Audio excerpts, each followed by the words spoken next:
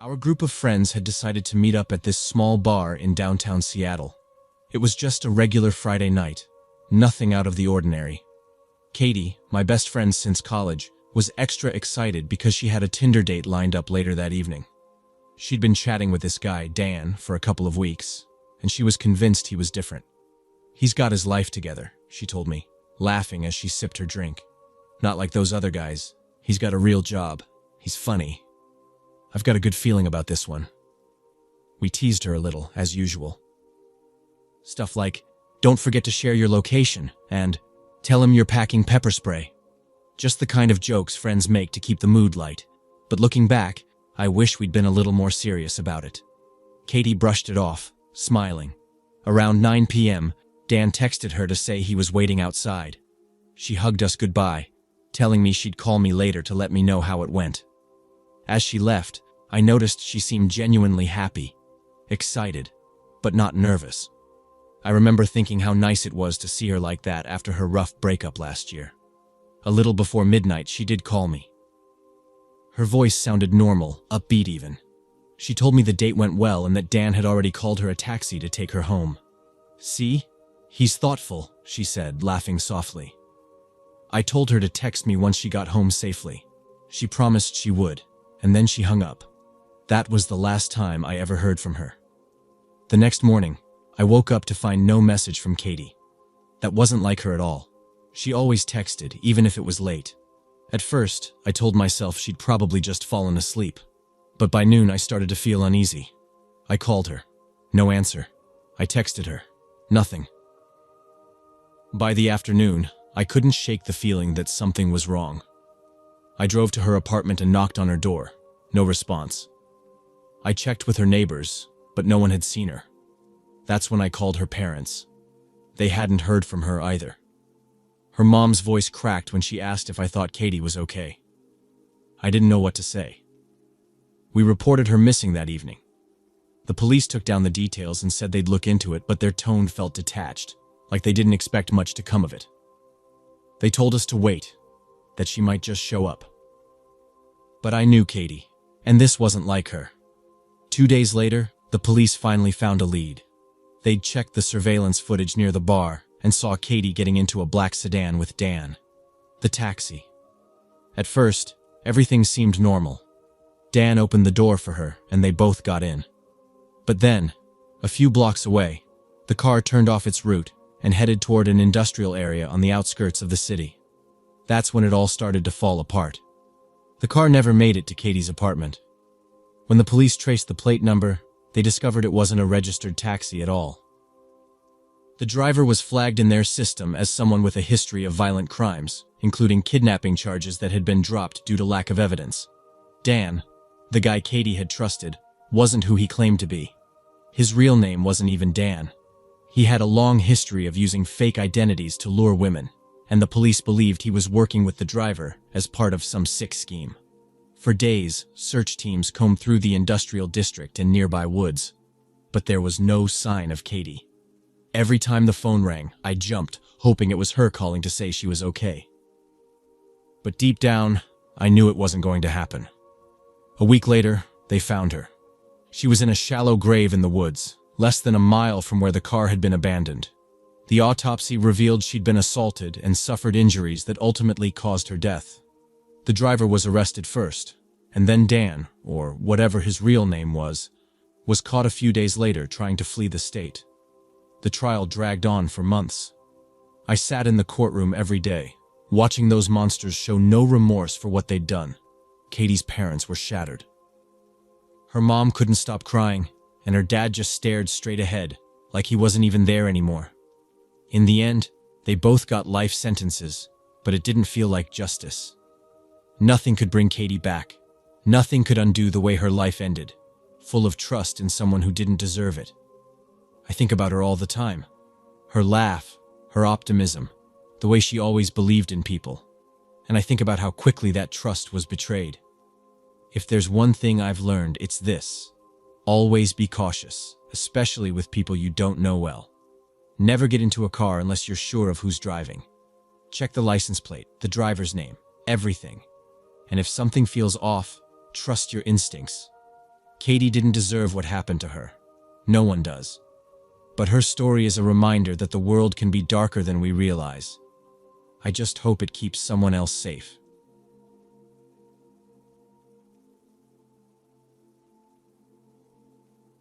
My daughter Savannah was in her second year at university, living in a dorm in Philadelphia. One afternoon, she called me, her voice a mix of excitement and nerves. She told me she had started seeing someone named Jason. They'd only gone on a couple of dates, but he seemed different. That day, he invited her to a photo shoot in the park, saying she had the perfect look for a modeling project he was working on.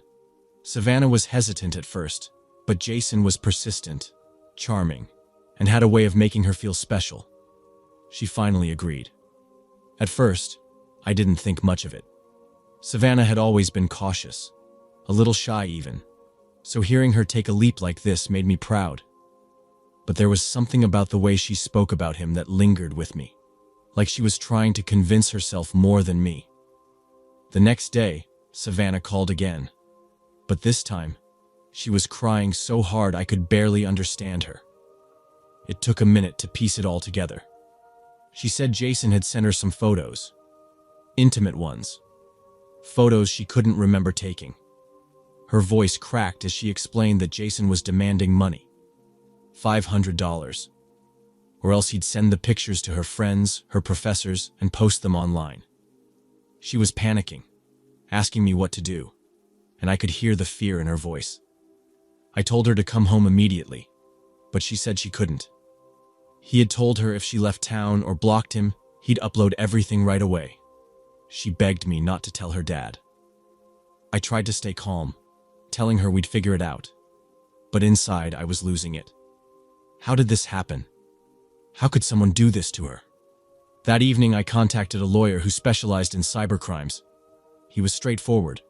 There was no guarantee we could stop Jason before he acted, but he suggested we file a police report as soon as possible. Savannah was reluctant. She kept saying, "What if it just makes things worse?" By the time I convinced her to come to the station, Jason had already sent the photos to her classmates. She found out when one of her friends texted her. "Savannah, I'm so sorry, but you need to know what's going around." Savannah showed me the message with trembling hands, her face pale. I could see the shame and horror in her eyes. We sat together as she went through her phone, scrolling through messages and screenshots of people whispering, judging, mocking her. Some were trying to defend her, but the damage was already done. By the time we got to the police station, it felt like the whole world had seen those pictures. The officers were sympathetic but blunt. Tracking Jason down wouldn't be easy, especially if he was using fake accounts or burner devices. They explained how these predators operate, how they pick their victims carefully, isolating them, using trust as a weapon. It made my stomach turn to think someone had done this to my daughter, used her innocence against her. Savannah was spiraling. She wasn't eating, barely sleeping, and refused to go to class. The university found out too. Somehow the photos had even made their way to faculty. Savannah got called into a meeting with the dean, who said that while they sympathized, her behavior had brought unwanted attention to the school. They didn't expel her outright, but the message was clear. They wanted her gone. I watched my daughter, a bright, ambitious young woman who had dreams of becoming a journalist, fall apart in front of me. Jason was still out there, still sending her threats, even as her world crumbled around her. She kept saying, "I don't understand how this became my life. I didn't do anything wrong." Savannah's life unraveled faster than I could have imagined.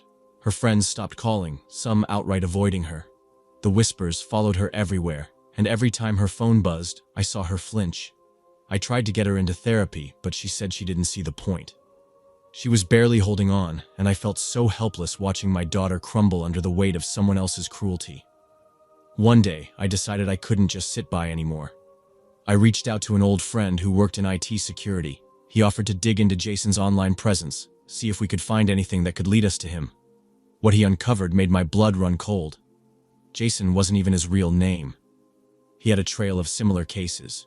Young women he'd targeted, manipulated, and blackmailed. In every case, the pattern was the same. Charm them, gain their trust, get compromising material, and then destroy their lives.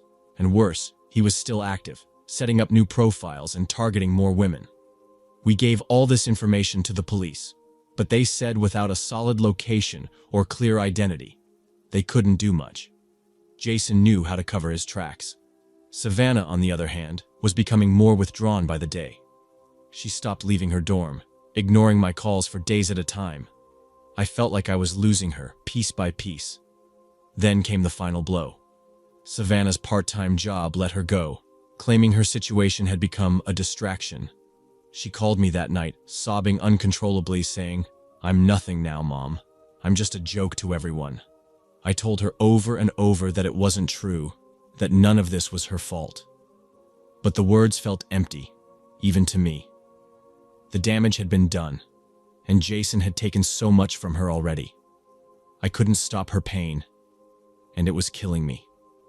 A few days later, Savannah didn't answer her phone.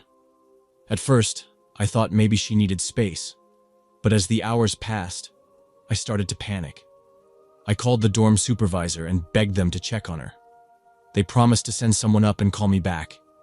That call came only 20 minutes later, but those minutes felt like hours. When the phone rang, I already knew. Savannah was gone. She'd left a note, apologizing, saying she couldn't see a way out. She wrote about how ashamed she was, how she felt like she'd let everyone down. But she hadn't. She was my daughter, my beautiful, smart, funny Savannah. Jason had taken everything from her, but the blame was his. Not hers. Never hers. The next few weeks were a blur. Planning the funeral. Explaining to friends and family what had happened. Seeing the pity in their eyes. All I could think about was that I'd failed her. I should have done more, fought harder, seen the signs earlier. And Jason? He vanished.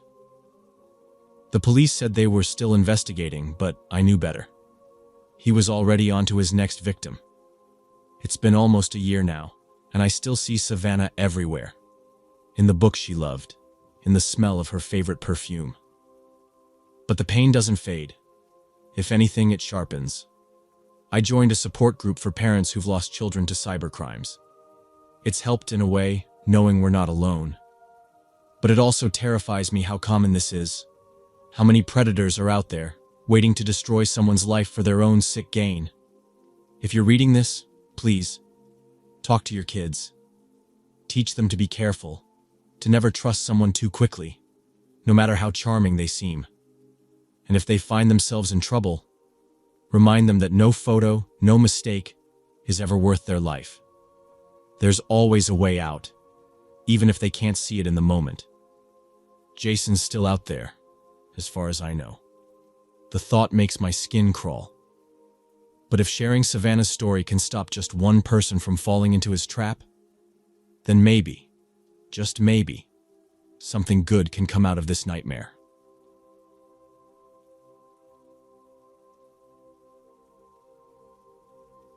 I met Brad at a cozy little cafe in Houston. It was one of those random encounters that feel like they're straight out of a rom-com.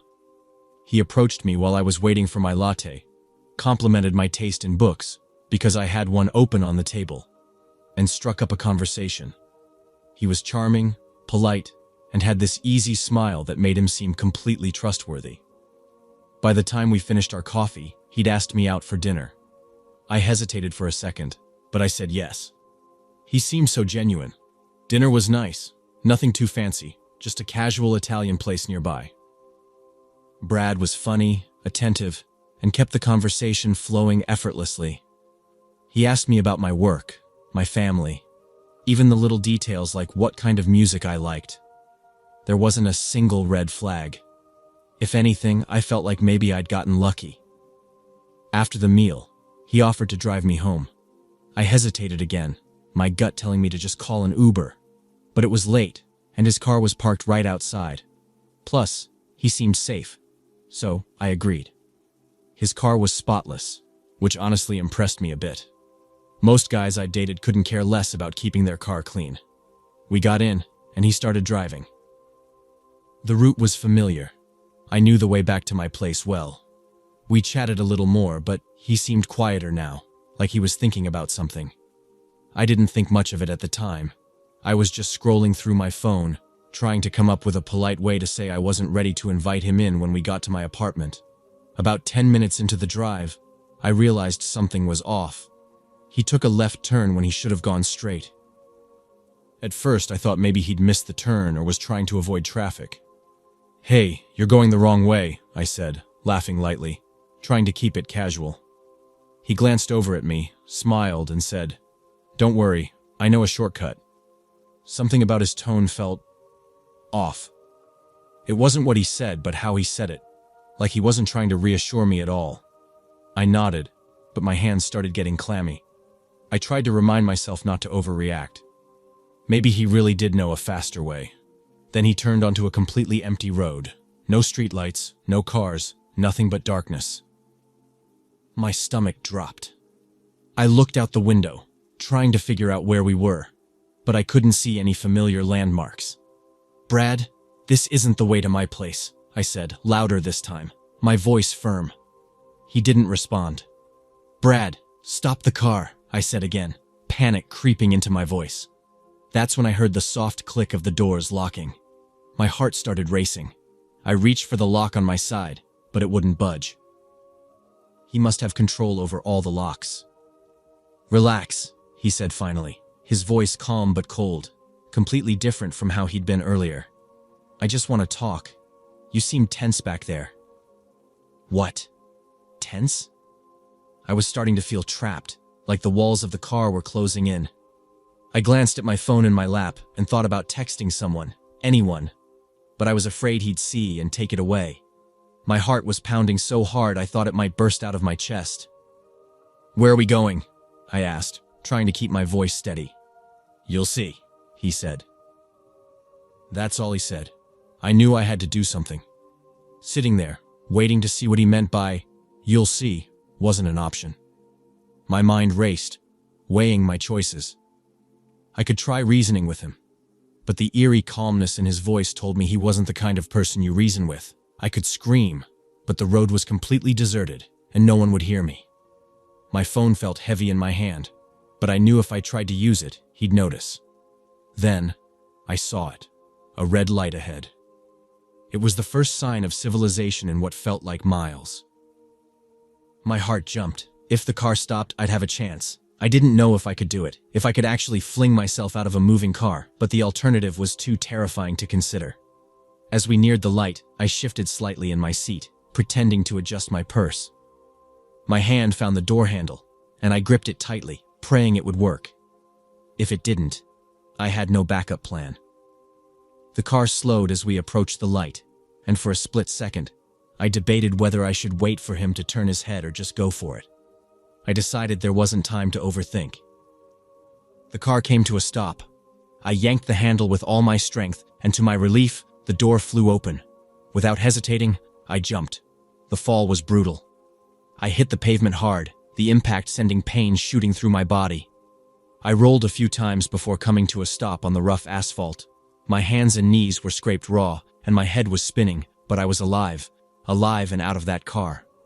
Behind me, I heard Brad shout something, but I didn't look back. I scrambled to my feet, adrenaline drowning out the pain, and started running toward the light. My only thought was to get as far away from him as possible. A truck was stopped at the light, its headlights illuminating the road ahead. I waved my arms frantically, screaming for help. The driver, a middle-aged man, jumped out, clearly startled.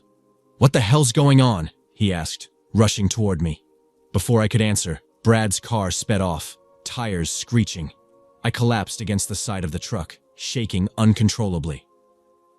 The man called the police while his wife, who was in the passenger seat, handed me a blanket from their car. I couldn't stop crying. I didn't even know what to say when the dispatcher asked what had happened. He tried to take me, was all I managed to get out. When the police arrived, I gave them Brad's description and as much information as I could about the car and the route he'd taken. It turned out I wasn't his first victim. Brad was wanted in connection with several kidnappings across the state, and worse, some of those women were still missing.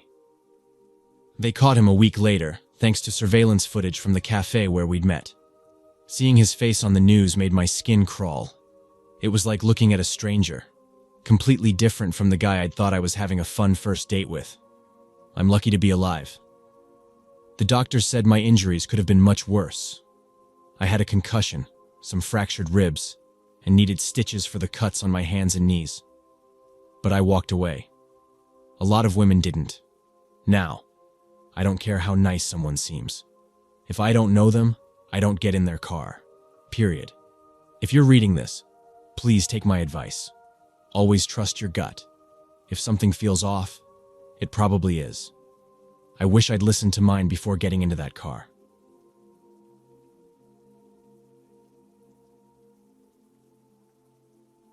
I met Tom on a popular dating app. He seemed perfect, smart, funny, and charming in an effortless kind of way. His profile said he worked in finance and lived just outside Chicago. We hit it off immediately in our chats. He wasn't like other guys who jumped straight to shallow conversations or made weird comments. Tom was thoughtful, and he actually listened. So when he asked me out for dinner at this cozy little Italian restaurant downtown, I couldn't say no.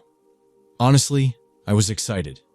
It felt like one of those meet-cutes you hear about where everything just falls into place.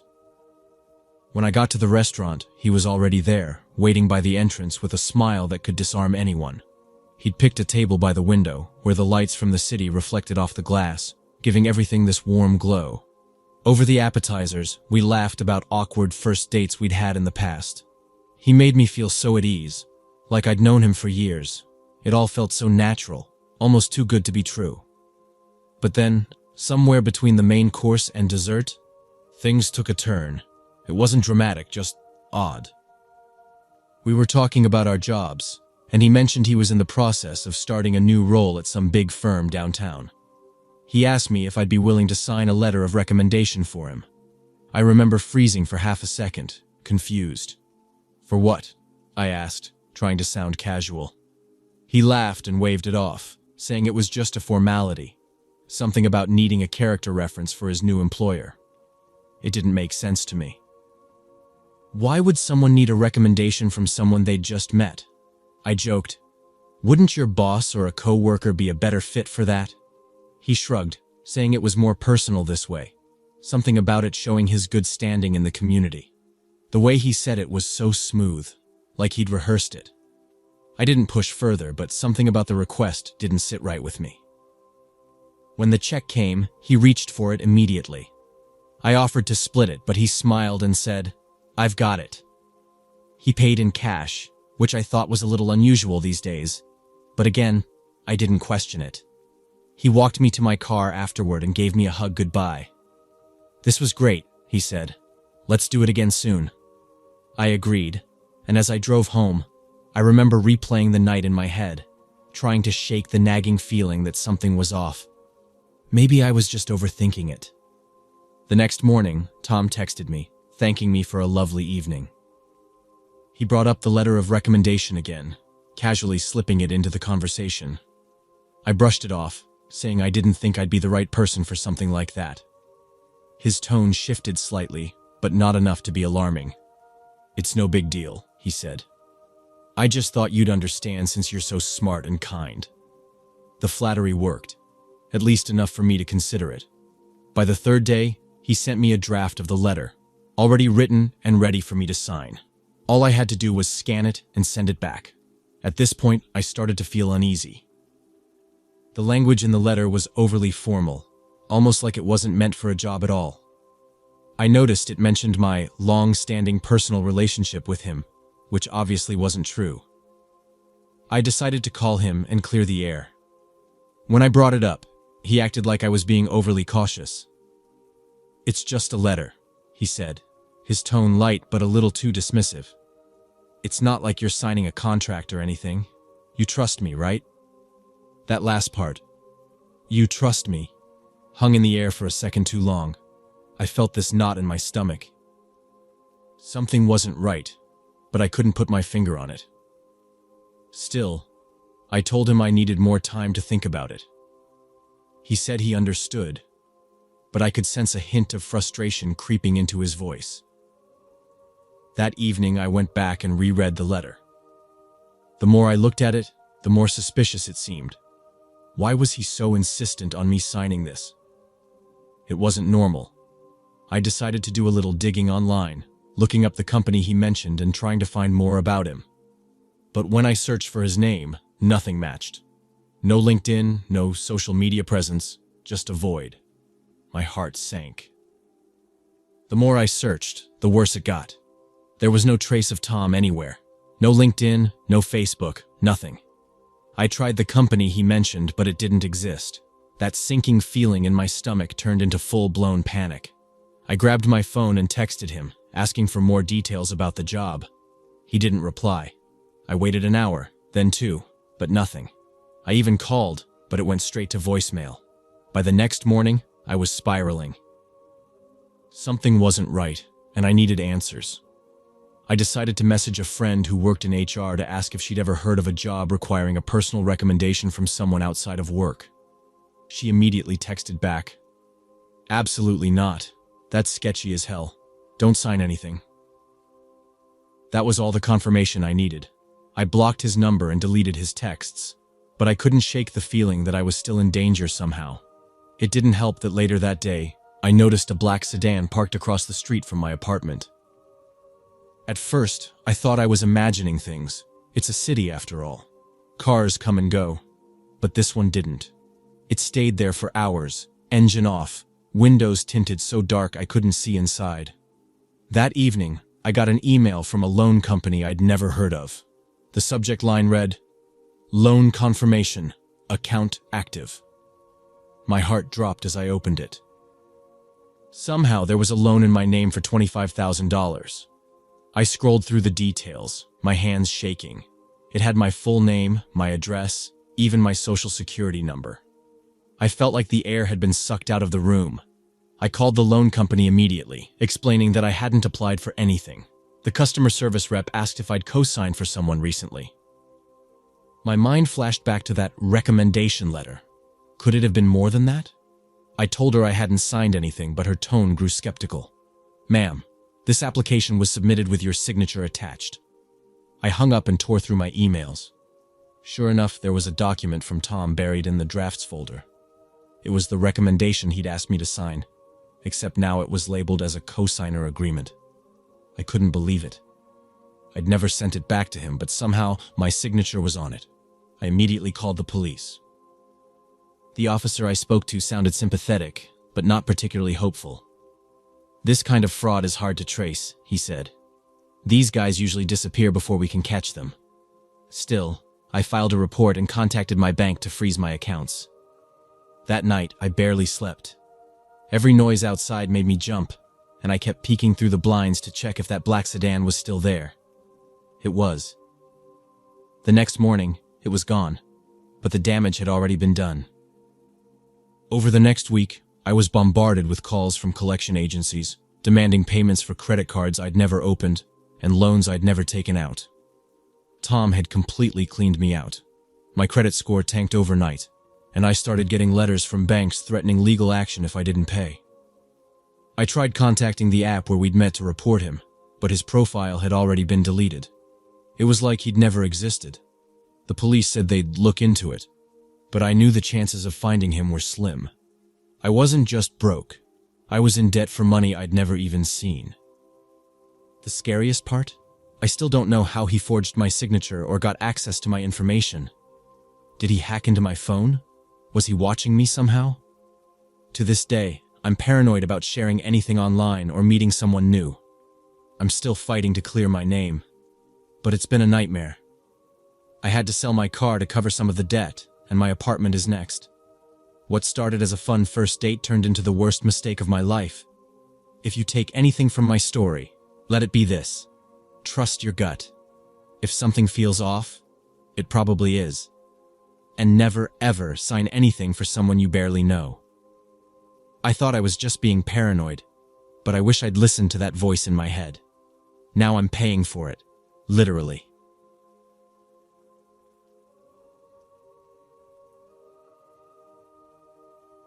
Monica lived right across the hall from me in San Francisco. We weren't best friends or anything, but we'd chat now and then in the hallway or while checking the mail. She was friendly, with this kind of effortless charm that made people naturally gravitate toward her. She mentioned Ryan to me once, maybe a couple of weeks before everything happened. She said they met at the gym, and that he seemed like a real gentleman. Her words, not mine. I teased her about finally finding a guy who wasn't all muscle and no brain, and she laughed it off.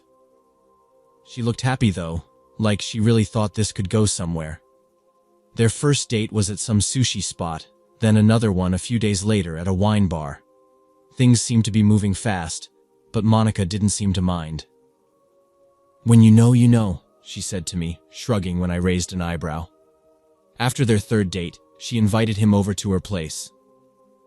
She told me about it the next morning while we were grabbing coffee from the little cafe downstairs. "He's such a sweetheart," she said, grinning. "We just talked and drank wine until like 2 a.m. He left before I fell asleep, though.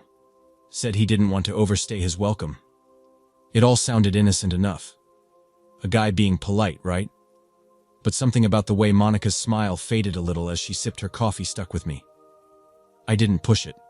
Maybe I should have. A week later, I woke up around 2 a.m. to this weird noise coming from her apartment. It wasn't loud or anything, just this dull thud followed by what sounded like a chair scraping against the floor. My first thought was that she had someone over, Ryan probably, and they'd knocked something over. I almost got up to check, but I figured it wasn't my business. I put my pillow over my head and went back to sleep. The next morning, her door was ajar. Not wide open, just cracked enough for me to notice as I walked past on my way to work. The light in her living room was on too, which was strange. Monica was usually pretty particular about turning lights off before bed. I thought maybe she'd just run out for coffee or something and forgotten to lock up. I even debated knocking, but I was running late and figured I'd check in with her later. By the time I got home that evening, her door was shut. I assumed she was back and everything was fine, so I didn't think much of it.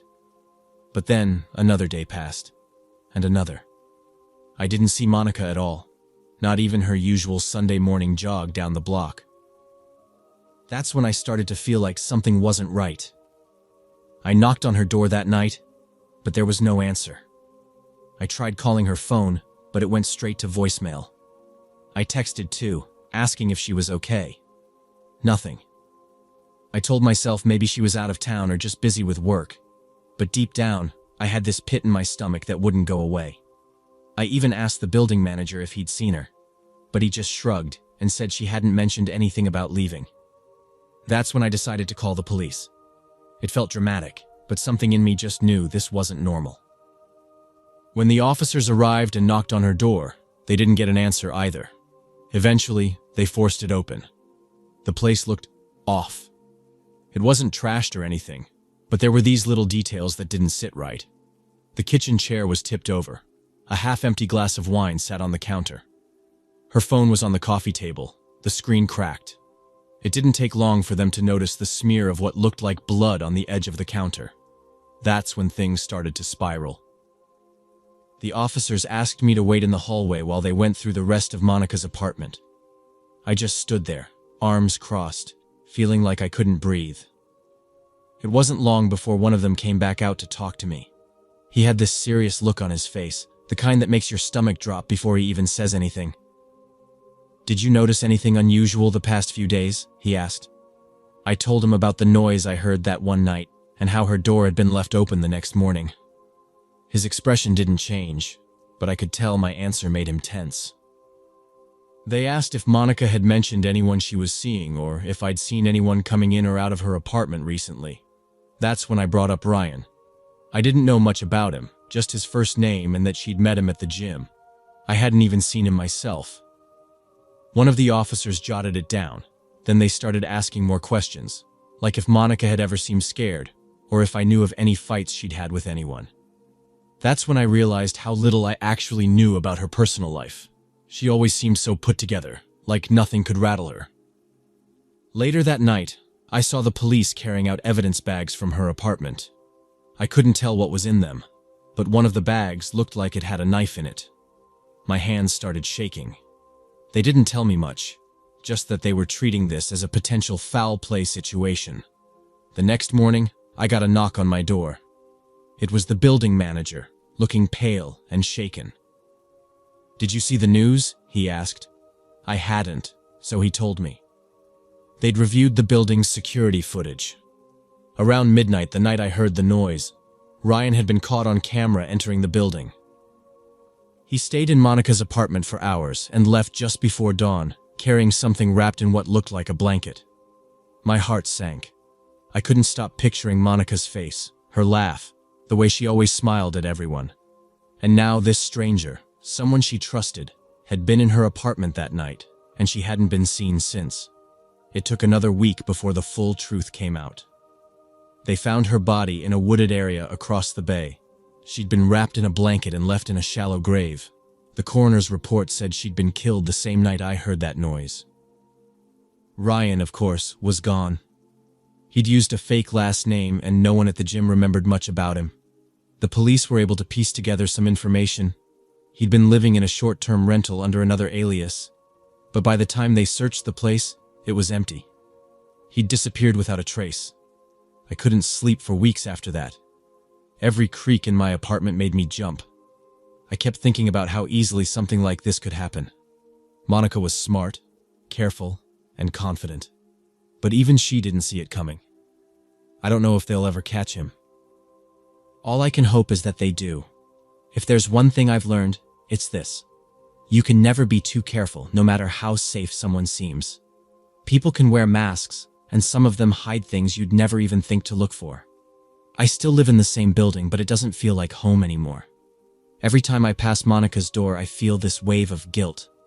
Maybe if I'd knocked that night or called sooner, things would have turned out differently. I know it's not my fault, but that doesn't make it any easier. So, if you're reading this, please, be careful who you trust. Sometimes, the scariest monsters aren't the ones you imagine. They're the ones standing right next to you, smiling and waiting for their moment.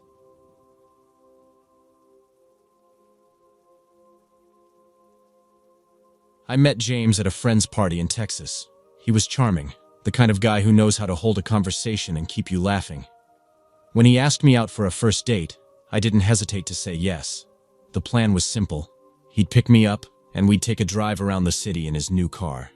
He mentioned he'd just bought it a few weeks ago and was still excited to show it off. The car itself was spotless, inside and out, with that fresh upholstery smell that screams, "New ride." James seemed so proud of it, talking about the features, how it handled, and even pointing out little details I wouldn't have noticed otherwise. I'll admit, his confidence as a driver put me at ease, and I didn't think twice when he offered to pick me up. We were cruising down the highway, the city lights blending into a blur through the windows, when something odd caught my eye. In the glove compartment, which was slightly ajar, I saw a stack of papers. Curiosity got the best of me, so I reached over to close it, but the top paper slipped out just enough for me to read a name printed on it. It wasn't James. I tried to brush it off at first. Maybe it was just old paperwork from the previous owner, right? But something about it gnawed at me. So, I asked casually, "Hey, whose name is on these papers? Is this your car?" He glanced at me, a flicker of something crossing his face before he chuckled and waved me off. "Oh, those are just the old owner's documents. Forgot to toss them out." That explanation should have reassured me, but it didn't. I couldn't quite put my finger on why, but the tone of his laugh felt forced, too casual for someone who seemed so detail-oriented about his car earlier. Still, I told myself I was overthinking it. We made a quick stop at a roadside diner for snacks and gas. James parked near the pumps and headed inside to pay, leaving me alone in the car. It was dark, and the air felt heavy, like a storm was coming. As I sat there, I kept glancing at the papers in the glove box, debating whether to take a closer look. Before I could make up my mind, a man burst out of the diner, his voice echoing in the quiet parking lot. He was shouting at James. "That's my car! You stole it!" At first, I didn't process what he was saying. James turned sharply, hands raised in a defensive gesture. "Hey, calm down. I don't know what you're talking about." The man wasn't buying it. He came closer, his face red with anger, jabbing a finger toward the car. "That's my car! I reported it stolen 3 days ago. You think you can just drive around like no one's gonna notice?" My stomach dropped. I could feel my pulse pounding in my ears as I sat frozen in the passenger seat, unsure of what to do. James glanced back at me, his expression shifting from calm to something harder, colder. "Get back in the diner," he said to the man, his voice low and sharp. The man didn't back down. "I'm calling the cops right now," he said, pulling out his phone. That's when James bolted. Without a word, he jumped into the driver's seat, slammed the door, and hit the gas. I barely had time to process what was happening before we were speeding out of the parking lot. The tires screeched, the car jerking as he swerved onto the highway. "What are you doing?" I yelled, gripping the door handle. James didn't answer. His jaw was clenched, his eyes fixed on the road ahead. "James, stop the car!" I shouted, my voice cracking with panic. But he didn't even glance at me. His hands gripped the wheel so tightly his knuckles turned white, and his foot stayed heavy on the gas. The speedometer crept past 80, then 90. Behind us, I saw the flashing red and blue lights in the rearview mirror. The cops were already in pursuit. My chest tightened as the reality of the situation sank in. This wasn't just a misunderstanding or a random argument. James had stolen this car, and now I was trapped in it. I turned to him, my voice shaking. "You need to pull over, just stop, and we can figure this out." James shook his head, his lips pressed into a thin line. "I can't do that," he muttered. "They'll take me in. You don't get it. They won't let me out again." "Let you out of what?" I demanded. But he didn't answer. Instead, he swerved sharply onto a smaller, unlit road, trying to lose the cops. The tires screeched, and I was thrown against the door. My heart was racing, and my mind was scrambling for a way out. Every instinct told me I needed to get away from him, but we were moving too fast, and the highway was a blur of shadows and headlights. "James, you're going to get us killed." "Trust me," he snapped, his tone cold and impatient. Trust him? I barely knew him. The guy I thought I was getting to know at that party was gone. In his place was a stranger, someone capable of stealing a car and dragging me into a dangerous chase. As we barreled down the dark road, the police sirens grew louder. James cursed under his breath and yanked the wheel again, veering onto an even narrower gravel path. The car bounced violently, the headlights barely illuminating the way. Dust and rocks flew up behind us, making it impossible to see what was ahead, or who might be following. That's when it happened. A sharp curve came out of nowhere. James tried to turn, but the car skidded on the loose gravel. The world flipped, my scream mixing with the deafening crunch of metal and shattering glass. When I opened my eyes, everything was tilted. The car had rolled onto its side, the windows smashed. My head was throbbing, and my hands were trembling as I fumbled with the seatbelt. I glanced at James. He was bleeding from a gash on his forehead, but he was conscious, muttering curses as he tried to kick open his door. "James," I said weakly, my voice barely above a whisper. "We need to stay. The cops are coming. We're safer if we stay." But he wasn't listening. He clawed his way out of the broken window and stumbled into the darkness. I called after him, but he disappeared into the night, leaving me alone in the wreck. The flashing lights arrived moments later, followed by voices shouting commands. I raised my hands, too dazed to do anything else, as the officers surrounded the car. They pulled me out gently but firmly, asking rapid-fire questions about what had happened and where James had gone. I told them everything, every single detail. Later, as I sat on the edge of an ambulance, clutching a blanket around my shoulders, an officer approached me. "The car's stolen," he said, confirming what I already knew. "And your date? He's wanted for several counts of fraud and theft. You're lucky you walked away from this." Lucky. That's not how I felt. I felt sick, guilty even, like I should have seen the signs sooner. I kept replaying the night in my head, wondering what I could have done differently. James was never caught. He vanished that night, leaving behind the wrecked car, a string of victims, and a trail of questions I'll probably never get answers to. Now, whenever I hear someone joke about a bad first date, I can't help but cringe. Sure, I laugh along, but inside, I feel that same sinking dread from that night.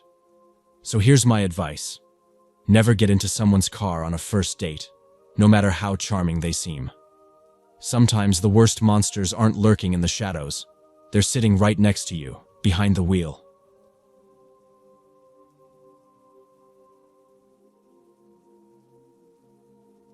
My sister Brianna couldn't stop talking about Mark. She met him on some dating app and said he was different, kind, charming, and, in her words, too good to be true. He'd been texting her for weeks, sending thoughtful messages, asking about her favorite restaurants, even sharing photos of his dog. She swore he was genuine. When he asked her out to dinner at one of the fanciest restaurants in downtown Chicago, she was thrilled. The day of the date, Brianna was practically glowing. She sent me a photo of herself all dressed up, a sleek black dress, her hair curled, the works. "Wish me luck," she texted, followed by a string of heart emojis. I remember feeling a twinge of something, worry, maybe, but I brushed it off. Mark seemed normal enough from what she told me. Later that evening, around 10 p.m., she texted me again.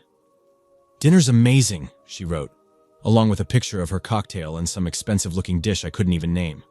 "Mark's even better in person, so sweet. I'm so glad I came." I didn't respond right away. I figured she was having a great time and I didn't want to interrupt. It wasn't until 1 a.m. that I got another message. This one was different. "I feel horrible. Like, really horrible. My stomach is killing me. I think I'm going to throw up." I texted back immediately, asking if she was okay and if she needed me to pick her up. No response. 5 minutes later, my phone rang. It was Brianna, her voice weak and panicked. She told me she was calling an ambulance and heading to the hospital because the pain was unbearable. I jumped in my car and sped to the ER. When I got there, she was already admitted. A nurse at the front desk told me she was being evaluated, but it didn't look good. The word she used was critical. My stomach dropped. When I finally saw Brianna, she was pale, trembling, hooked up to IVs. She couldn't stop vomiting, and her breathing was shallow. I didn't know what to say. I just held her hand. "What happened?" I asked. "I don't know," she whispered. "I started feeling sick right after dessert. I thought maybe it was just bad food, but it's worse. I can feel it in my chest, my whole body. I wanted to believe it was just food poisoning. Maybe something in the meal didn't sit right, but deep down, I knew it had to be more than that." You don't end up in critical condition from a bad oyster. The doctors were running tests, and I was waiting in the hallway when 2 police officers arrived. They asked me a bunch of questions: where Brianna ate, who she was with, what she'd consumed. I told them everything I knew, which wasn't much. I tried calling Mark, but his phone went straight to voicemail. The doctors came out after a few hours and pulled me aside. They told me Brianna's organs were shutting down. They said it was likely she'd ingested a toxic substance, but they couldn't confirm what it was yet. My mind was racing. Poison? How? Why? The police took Brianna's phone for evidence and started piecing things together. When I asked if they thought Mark had anything to do with it, one of the officers gave me a grim look. "We're not ruling anything out," he said. By then, the news had spread to my parents, who were rushing to the hospital. I stayed with Brianna as long as they let me, holding her hand while she drifted in and out of consciousness. All I could think about was Mark. Where was he? What kind of person does this? When the cops finally gave me an update, it was worse than I'd imagined. The police came back a few hours later with grim news. They'd tracked down the restaurant manager, who confirmed the reservation under Mark's name. The problem? The credit card he used was fake, and the name on it didn't match any records. Even worse, the man Brianna described didn't match any employee's memory. He hadn't just disappeared. It was like he'd never existed in the first place. By this point, Brianna's condition was deteriorating. The doctors said her organs were failing, one after the other. They'd identified traces of a rare toxin in her blood, something that wasn't found in any food served at the restaurant. It was deliberate. Someone had put it in her meal, but no one could figure out how or why. The cops asked if Brianna had left the table at any point during dinner. I didn't know, but they checked the restaurant's surveillance footage. Sure enough, about halfway through the meal, Brianna had excused herself to use the restroom. For the next 5 minutes, Mark was alone at the table. That was their smoking gun. The footage didn't show him doing much, just sitting there, scrolling on his phone, but the timing was too perfect. Whatever he did, it happened while Brianna was gone. The cops said they'd seen similar cases in other states.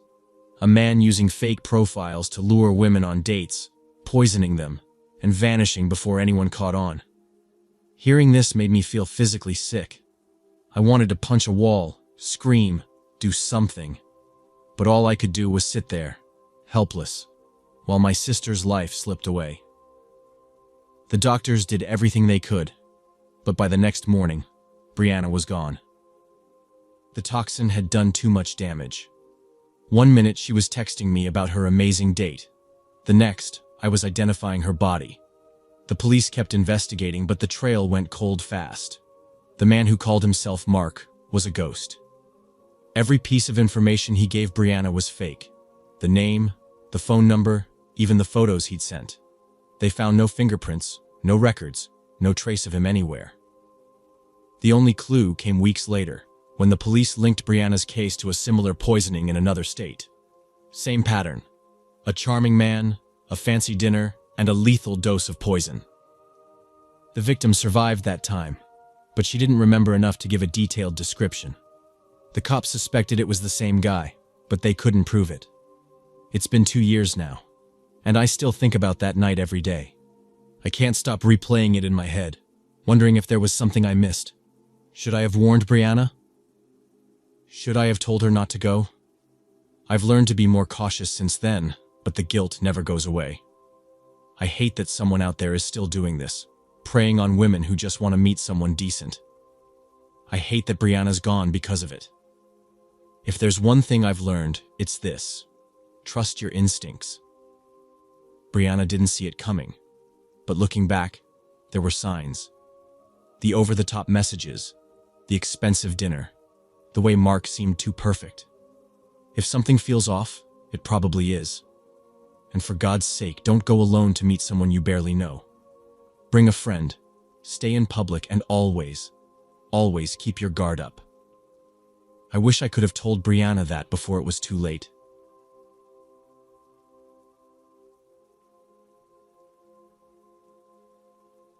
It all started on what was supposed to be a nice, simple first date in Boston. Daniel, a freelance photographer, had asked me out, and we agreed to meet at this cozy little cafe near the Charles River. The setting was perfect. Warm lighting, the hum of quiet conversation around us, and the soft sounds of the city in the background. From the start, Daniel was charming, easy to talk to, quick with jokes, and genuinely interesting. I found myself relaxing more and more as we talked. But then, about halfway through the date, I started noticing something strange. Across the street from the cafe, a man was standing with a camera, snapping pictures. At first, I thought it was just some street photographer doing their thing. It's Boston, after all. People do that kind of thing all the time. But then I realized his lens wasn't aimed at the scenery or the passers-by. It was pointed right at us. I nudged Daniel under the table and nodded toward the window. "Hey, look at that guy. He's taking pictures of us." Daniel froze. For a split second, his entire expression changed. He looked panicked, but it was gone as quickly as it appeared. He shrugged and gave a nervous laugh. "Probably just a hobbyist or something," he said, waving it off. But I noticed how he avoided looking toward the window, keeping his eyes fixed on me. That's when I realized he was nervous. His hand was tapping lightly on the edge of the table, and every now and then, he glanced down at his phone, like he was expecting a call or a message. I tried to ignore it and focus on the conversation, but I couldn't shake the feeling that something wasn't right. As the man across the street continued snapping photos, Daniel suddenly leaned forward, lowering his voice. "Hey, do you mind if we wrap this up? I've got an early job tomorrow." His tone was casual, but his body language said something else entirely. He was tense, like he couldn't get out of there fast enough. I nodded, a little confused but willing to brush it off. We paid the check and stepped outside. The man with the camera was gone, and I figured that was the end of it. Daniel offered to walk me to my car, but I declined. I'd already ordered a rideshare. As I waited for the car to arrive, Daniel's phone buzzed, and he glanced at it. His face paled. Without a word, he stepped away, muttering something about needing to make a quick call. I watched as he paced back and forth, his voice low and hurried. The rideshare pulled up, and I got in, waving goodbye as Daniel stood on the sidewalk, still on his phone. I thought that was the end of the weirdness. But a few minutes later, my phone buzzed.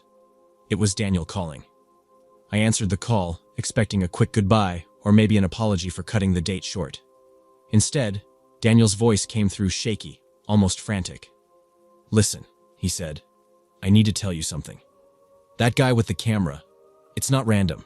He's following me, sort of." "Following you? What do you mean?" I asked, my stomach tightening. Daniel hesitated. "He's working for someone, my ex. She hired a private investigator to keep tabs on me." I didn't know what to say. The whole thing sounded absurd. Why would she do that? She's trying to dig up dirt on me," he admitted. "She knows about my debts, and now she's threatening to ruin me unless I pay her back. I think she saw us together tonight and assumed we're, well, dating. I'm so sorry. I didn't mean to drag you into this." I stared out the window, my heart pounding. This wasn't the kind of drama I'd signed up for. "Okay, but why is this my problem? What does she want from me?" "She doesn't want anything from you," he said quickly. "She just uses this stuff to scare people off. If you ignore it, she'll leave you alone. I swear." His words didn't reassure me. By the time I got home, I felt more unsettled than ever. Daniel's ex sounded unhinged, and the fact that she was paying someone to follow him, and by extension me, made my skin crawl. I barely slept that night. The next morning, I woke up to a barrage of texts from an unknown number. "Stay away from him. You don't know what you're getting into. If you keep seeing Daniel, I'll make sure everyone knows what kind of person he is." The texts were relentless, and they didn't stop there. Later that day, I got another message, this time with photos attached. They were from the night before. Pictures of me and Daniel at the cafe. Pictures of me getting into the rideshare. Whoever this person was, they wanted me to know they were watching. I called Daniel, furious. "You told me to ignore it, and now I'm being harassed. What the hell is going on?" "I'm sorry," he said, his voice cracking. "I didn't think she'd go this far. Look, I'll handle it. Just block the number, okay? I promise I'll fix this." But things only got worse. Over the next few days, I started receiving veiled threats, demands for money in exchange for my peace of mind. At first, I ignored them, but then one of the messages mentioned my workplace. They knew where I worked. That's when I decided enough was enough. I went to the police and showed them everything, the texts, the photos, all of it. The officer I spoke to seemed concerned, but explained that there wasn't much they could do without more evidence of direct threats or criminal activity. Still, they agreed to file a report and advised me to be cautious. After that, I blocked every unknown number that came through, but I couldn't shake the feeling that I was being watched. I started looking over my shoulder wherever I went. I even considered moving, but it wasn't financially feasible. A week later, I got a call from Daniel again. He sounded desperate. "She's escalating," he said. "She's threatening to send someone after me if I don't pay her back. I don't know what to do." "Go to the police," I snapped. "You should have done that weeks ago." "I can't," he said. "The people I owe money to, they're not exactly the kind of people you get the law involved with." That was it for me. I told Daniel I couldn't deal with his problems anymore and blocked his number too. I didn't hear from him again after that, but the messages didn't stop. One morning, I found an envelope taped to my front door. Inside was a printed photo of me, taken through my apartment window. There was no note, but the message was clear. I packed a bag that day and stayed with a friend for a while. Eventually, the harassment stopped, but it left me rattled. To this day, I don't know if it was Daniel's ex, the PI, or someone else entirely. What I do know is that Daniel's past wasn't just his problem. It became mine too. I've learned to be a lot more cautious about who I trust. Sometimes people carry baggage that's not just heavy, it's dangerous.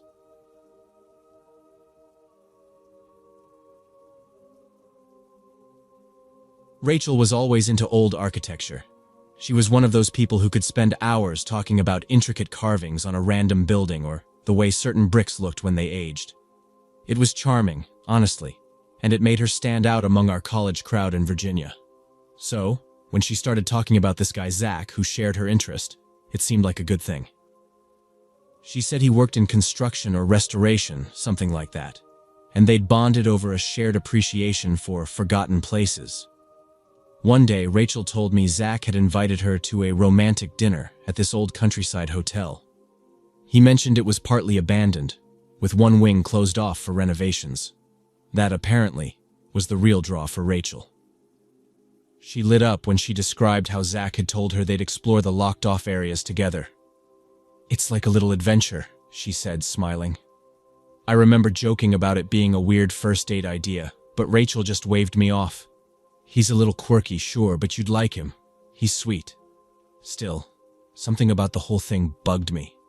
I didn't know why, but the way Rachel talked about Zach made him seem almost rehearsed, like he was trying a bit too hard to fit into her niche interests. When I asked how long she'd known him, she admitted they'd only met a few weeks ago at a coffee shop. He'd overheard her gushing about a Victorian house and struck up a conversation. "It's fate," she said with a laugh. I didn't argue, but deep down, I wasn't sold. The day of the date, Rachel was practically bouncing with excitement. She dressed up a little but kept it casual, her way of saying she wasn't too invested yet. I remember teasing her about her boots, which she'd picked specifically in case they had to climb through anything.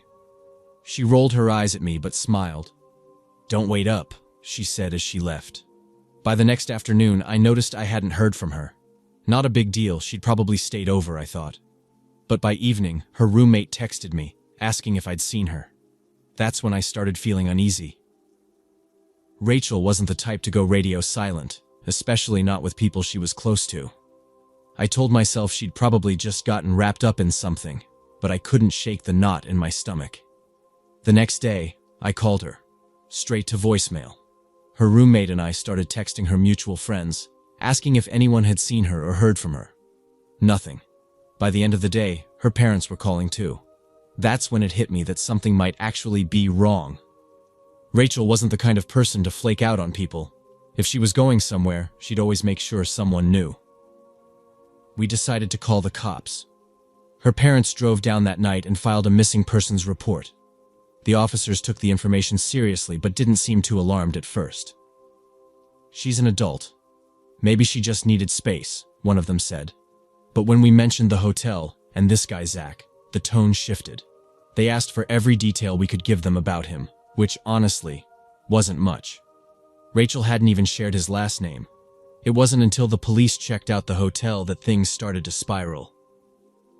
The main lobby and dining area were open and somewhat maintained, but the wing Zach had supposedly mentioned was entirely off-limits. No lights, no security cameras, nothing. According to the staff, nobody named Zachary had booked a table or a room. In fact, they didn't have anyone by that name in their system at all.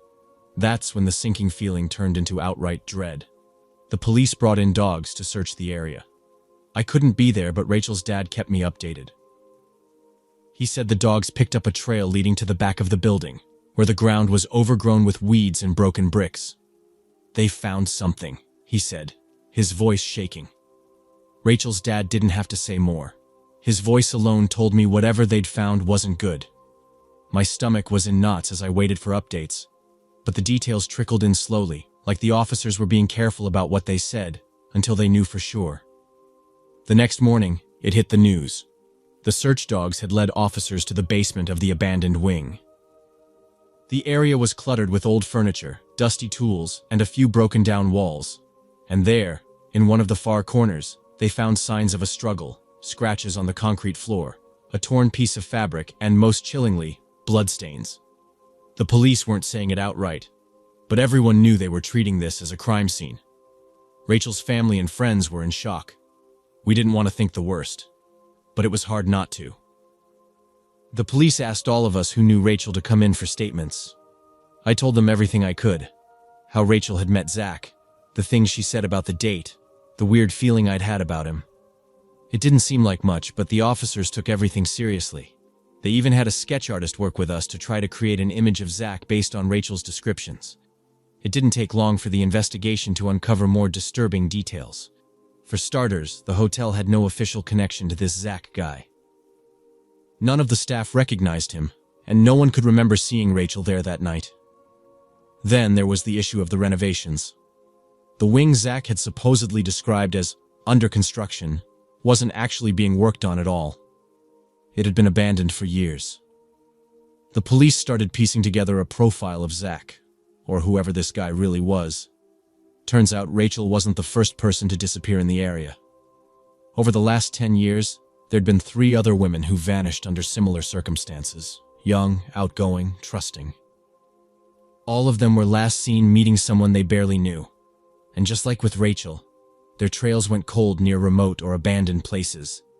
Days turned into a blur as the search intensified. I couldn't eat, couldn't sleep, couldn't stop thinking about Rachel. Then, a week after she went missing, the news broke. The police had found her body. She'd been hidden in a false wall in the basement of the hotel's abandoned wing. They said she'd been strangled, and based on the condition of the scene, it looked like she'd fought back hard. I felt like the ground had been ripped out from under me. Rachel was gone, and nothing about it made sense. Who was this guy? How had he gotten so close to her without anyone noticing something off? The police were still trying to track him down, but without a real name or any solid leads, it felt like they were chasing a ghost. Weeks later, they finally got a break. Someone recognized the composite sketch of Zach and called in a tip. His real name wasn't Zach, it was Eric Larson, and he had a long history of violent crimes, though he'd never been caught for anything major. He moved around constantly, using fake names and targeting women who wouldn't have a reason to suspect him. The more they dug into his past, the worse it got. Eric was a predator, plain and simple, and Rachel wasn't his first victim. The police believed she was his latest in what they suspected was a string of murders. They eventually caught Eric a few states over, living under another alias. He was arrested, and during the investigation, they linked him to at least 2 other missing women. He refused to talk about Rachel, but the evidence was damning. The blood at the hotel matched hers, and so did the fabric found in the basement. There was no doubt he was responsible. Rachel's parents held a small memorial for her. It was gut-wrenching, seeing her picture surrounded by flowers, knowing someone had taken her from us. If there's one thing I've learned from all this, it's how fragile trust can be.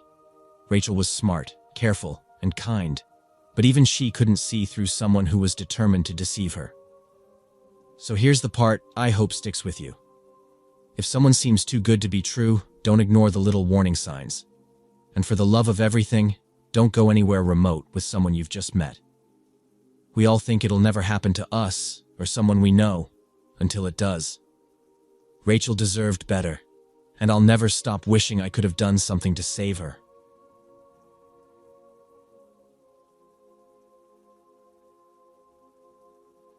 It all started so perfectly. I met Harry at a business networking event in New York City. He was charming, sharp, and had this self-assured energy that made it easy to say yes when he asked me to dinner. We settled on this upscale steakhouse that I'd always wanted to try, but never had the excuse to splurge on. The evening was smooth at first, almost dreamlike. We talked about everything. Our careers, the places we'd traveled, even the kind of futures we imagined for ourselves. Harry had this knack for making conversation flow effortlessly. I felt comfortable, like I'd known him for much longer than just a couple of hours. But then, somewhere in the middle of dinner, things started to shift. It was subtle at first, almost like a flicker of a shadow in the corner of my eye. We were deciding on a second bottle of wine, and I casually suggested a Pinot Noir. Harry paused, a bit longer than seemed normal, before quietly insisting on a Cabernet. I didn't think much of it, But when I mentioned that I preferred something lighter, his expression changed. His easy smile faded, and his eyes narrowed just slightly. "Do you even know anything about wine?" he asked, half laughing, but there was no humor in it. I tried to laugh it off, joking about how my expertise ended at red or white, but the tension didn't break. He looked at me in a way that made my stomach tighten. Still, I thought, maybe I'm overthinking this. I mean, people have their moments, right? The waiter came back, and Harry brusquely ordered the Cabernet without looking at me. I should have known then that something was wrong. The warm, confident man from earlier seemed to have evaporated, leaving someone colder in his place. As we finished our entrees, his mood grew heavier. He wasn't rude exactly, but his responses were clipped, and he barely made eye contact. I felt like I was walking on eggshells, unsure of what I'd done to upset him. By the time dessert was offered, I decided to cut the night short. I thanked him for dinner and mentioned that I had an early morning meeting. His jaw tightened, but he nodded and waved over the waiter for the check. When it came, though, he didn't even glance at it. Instead, he pushed back his chair, threw his napkin on the table, and stood. "I'll be right back," he said curtly, and walked off toward the restroom. But he didn't come back. I sat there, waiting for what felt like forever. The waiter kept glancing at me, and the awkwardness was suffocating. Eventually, I realized he wasn't returning. I had to cover the bill myself, which stung. Not because of the money, but because it felt humiliating. Still, I told myself it wasn't worth getting upset about. Maybe he'd had some kind of emergency. Maybe something had happened. I didn't want to jump to conclusions. I decided to walk back to my hotel since it was only a few blocks away. The cool night air felt good, and I figured the walk would help clear my head. The streets were quieter than usual, and I barely passed anyone as I strolled.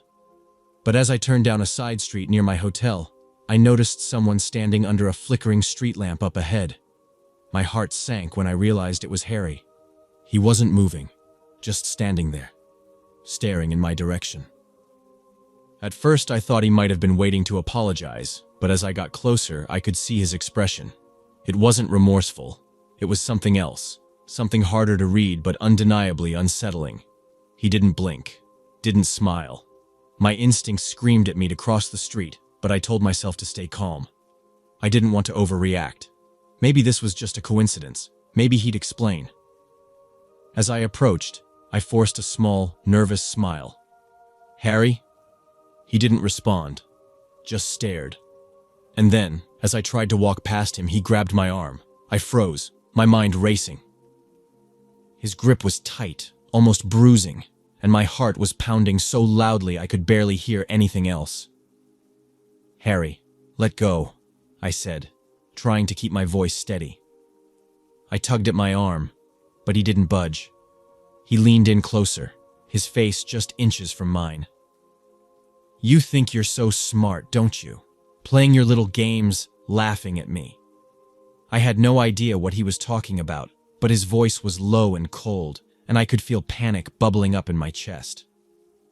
"Let me go," I shouted, hoping anyone would hear me. But the street was eerily empty, the buildings around us silent. He pulled me further into the alley, and that's when I knew this wasn't just an argument or a misunderstanding. This was something much worse. I fought back, twisting and pulling, but he was stronger than I was. He shoved me against the brick wall, and I felt the rough surface scrape my back through my jacket.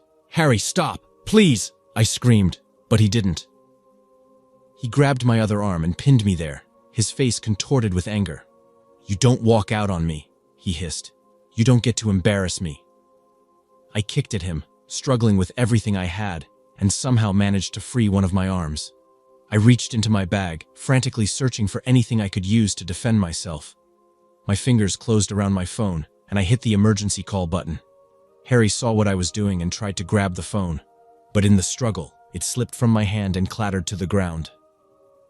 The screen lit up, showing the call had connected. "Help! I'm at—" I tried to scream the location, but he slapped a hand over my mouth, cutting me off. For a moment, I thought this was it. I thought no one would come in time. But then, a sound, a door opening, echoed from the end of the alley. "Hey!" "What's going on?" a man's voice shouted. Harry froze, his head snapping toward the noise. I took the chance to push him off me with all my strength and stumbled toward the sound of footsteps. The man, older and dressed in a doorman's uniform, was coming closer, his phone already in his hand. "Stay back!" Harry shouted, his voice cracking. But the man didn't back down. He yelled that the police were on their way, and Harry must have realized he was out of time. He shoved me hard, sending me sprawling onto the ground, and took off running down the alley. The doorman helped me up, his hands shaking as much as mine were.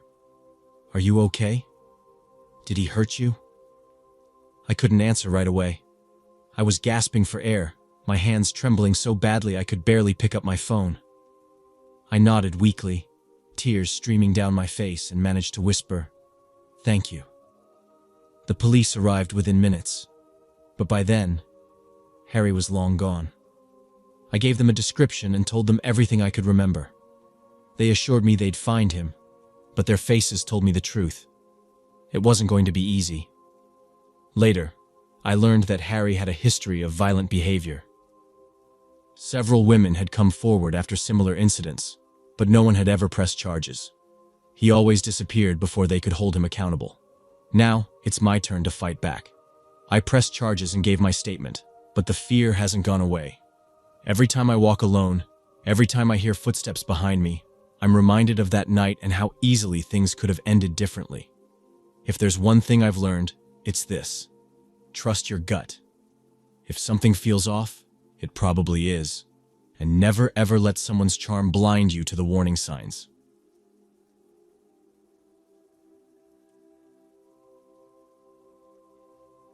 Amber told me she met Mike at a bar in Austin.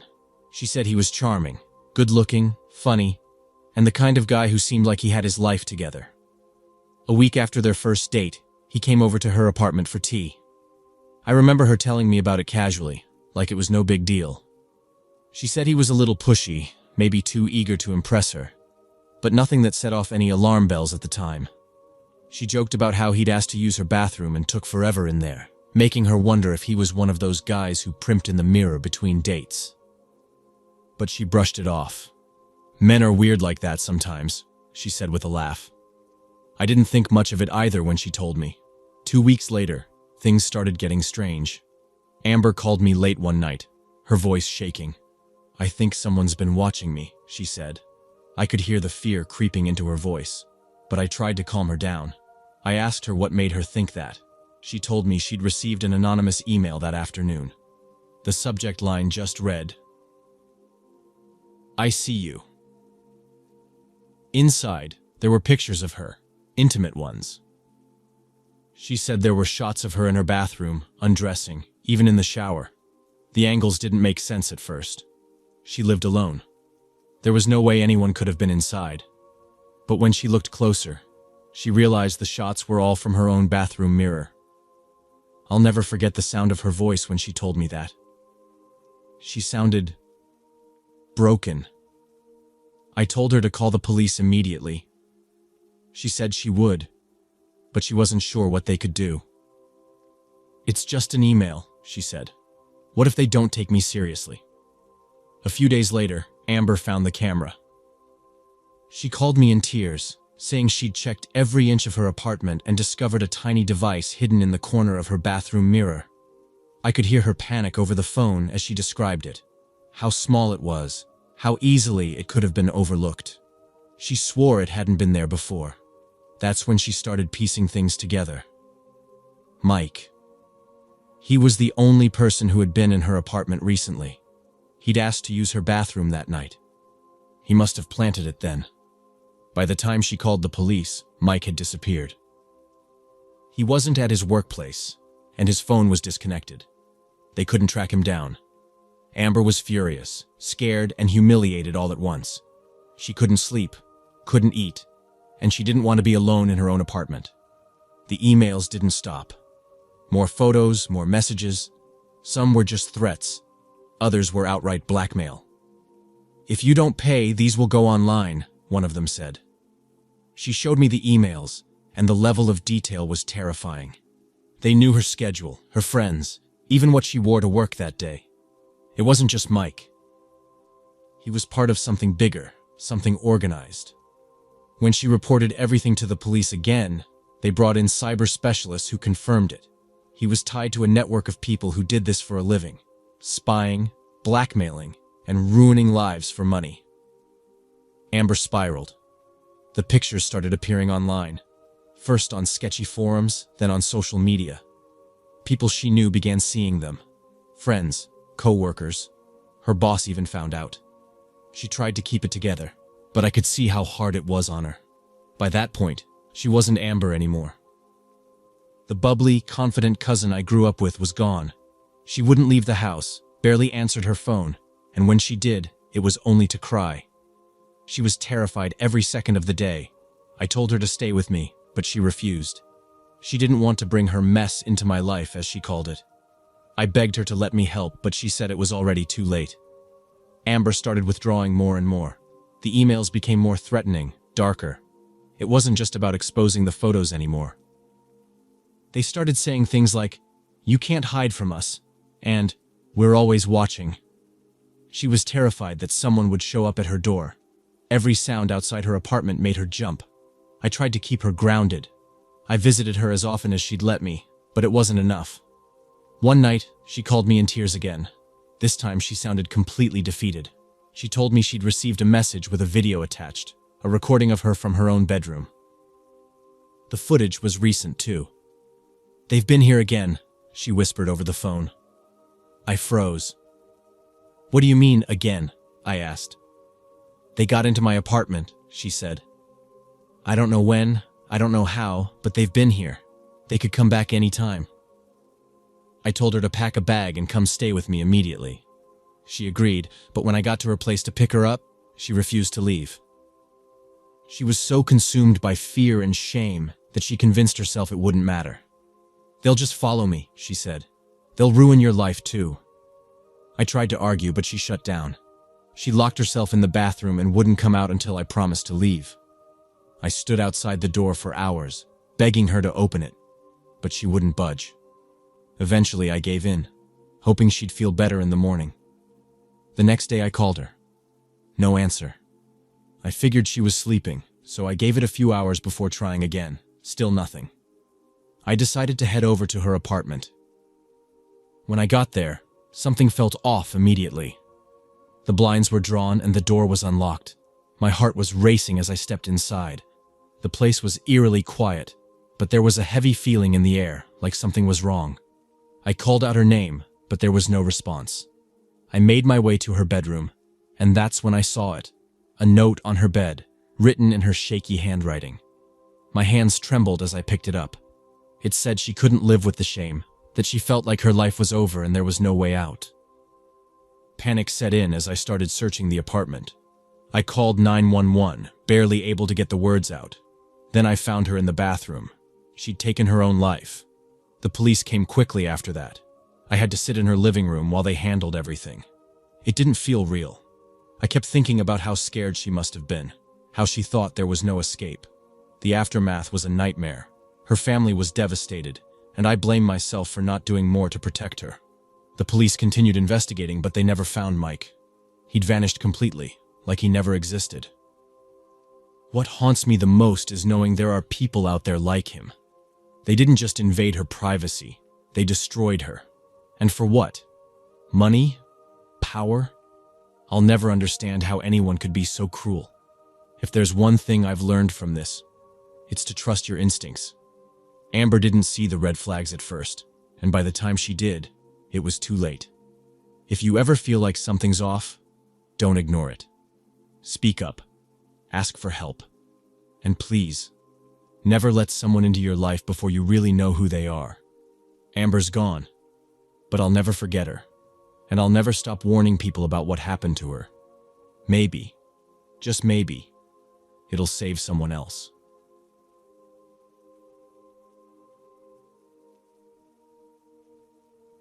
I met Eric on a dating app, and we'd been chatting for a few weeks. He seemed nice, polite, funny, and pretty grounded. He mentioned he was from a small town in Ohio, which made him feel approachable, almost familiar. So, when he suggested meeting up for dinner, I agreed. The restaurant was this cozy little place about 30 minutes outside the city, and dinner went well. Nothing spectacular, but comfortable, like catching up with someone you've known for a while. After dinner, Eric offered to drive me home. The buses had stopped running, and it was late enough that I didn't want to wait around for an overpriced rideshare. He seemed trustworthy enough, so I said yes. We started down the highway, and the first 20 minutes were uneventful. Just him making small talk and me staring out at the dark trees rushing past the window. But as we got further out, the streetlights disappeared, and the road got narrower, with only the headlights to guide us. That's when his car started sputtering. It wasn't subtle either. This loud coughing noise from the engine, followed by the car jerking a little. Eric frowned, muttering something about how it never does this as he pulled off onto the shoulder. I felt a flicker of unease but brushed it off. Car trouble happens, right? He popped the hood and got out to check the engine. I stayed in the car, scrolling through my phone, but there was barely any service. The spinning loading symbol only added to my frustration. It was eerily quiet outside except for the occasional rustle of leaves in the wind.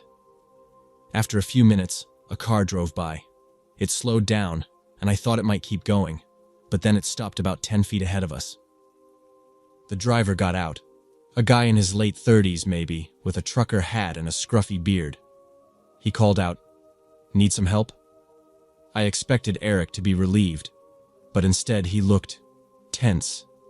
His body stiffened as he turned to face the guy. I couldn't hear what they were saying, but the way Eric's hand kept rubbing the back of his neck caught my attention. Something felt off. When the guy walked closer, Eric shot me this quick glance like he was checking if I was watching. I suddenly felt very aware of how far we were from the main road, from anyone who could help if things went sideways. They started talking, but their voices were low and I couldn't make out the words. At first, I thought it was just about the car, but then they both kept glancing back at me. Not in a she's waiting way, but like I was part of their conversation. My stomach dropped. I reached for my phone again, but still no service. I thought about pretending to call someone, but before I could even unlock the screen, they both turned and started walking toward the car. My chest tightened. Something about the way they moved, so deliberate, made my pulse race. "Hey," Eric said, leaning into the open window. "This guy's got some tools in his truck. We're gonna see if we can get it running again. You okay here for a sec?" His tone was casual, but his eyes weren't.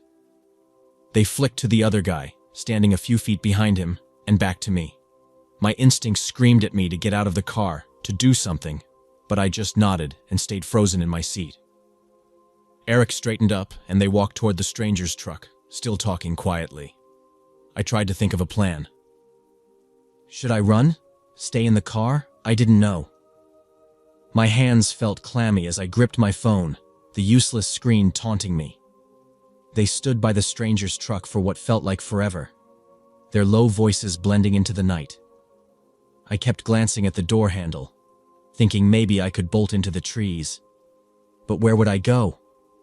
I didn't know the area, and without service, calling for help wasn't an option. The fear clawing at my chest only grew as they turned and started walking back to the car together. This time, they weren't trying to act casual. Eric opened the driver's side door and leaned inside. His face was hard to read, but his voice was steady.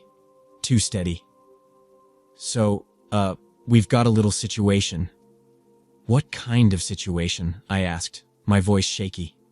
The other guy stepped closer to my side of the car, and I instinctively locked the door. He smirked, like that wouldn't matter.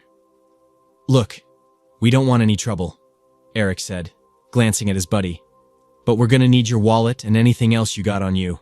Jewelry, phone, all of it." I blinked, my mind racing. "Are you serious?" I asked, but I already knew the answer. Eric's expression had shifted into something cold, distant. "Just do it," he said quietly. "No one has to get hurt." My hands trembled as I fumbled for my bag. I tried to think of a way out, but there was no one else around. No other cars in sight. I pulled out my wallet and handed it to Eric. He didn't even look at me as he passed it to the other guy. "What about your phone?"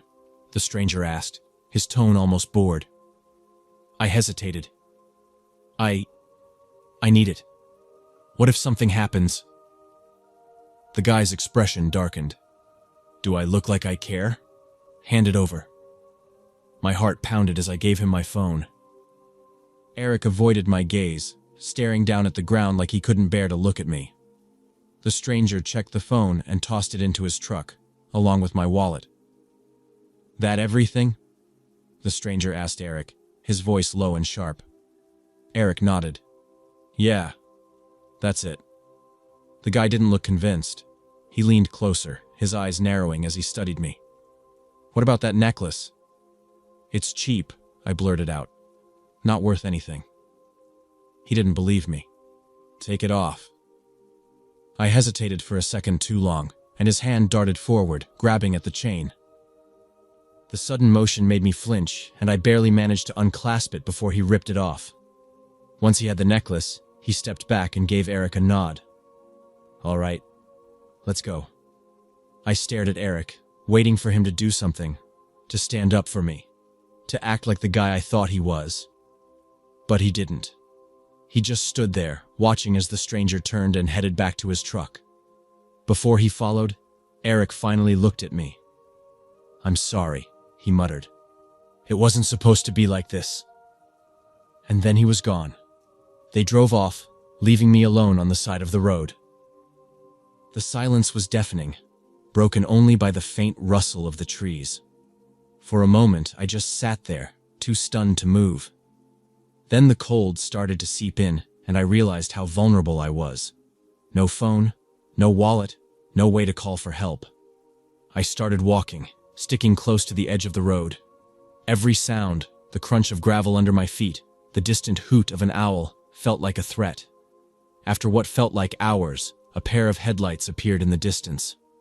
I froze, unsure if I should flag the car down or hide. But as it got closer, I recognized the markings of a police cruiser. Relief flooded through me as I waved my arms and the car slowed to a stop. The officer stepped out, his face cautious but kind. Ma'am, are you all right? I told him everything, my words tumbling out in a rush. He listened patiently and called for backup. They took me to the station where I filed a report, but they didn't seem optimistic about catching the two of them. Eric's name wasn't real. Neither was the story about being from Ohio. The profile I'd swiped right on, deleted. It was like he never existed. For weeks, I kept thinking about how easily it happened, how normal he'd seemed, how quickly things escalated. I was lucky to get away with just losing some possessions. But it still haunts me. How close I came to something far worse. Now I always double-check where I'm going, who I'm meeting, and how I'll get home. Because trust isn't enough. Not anymore.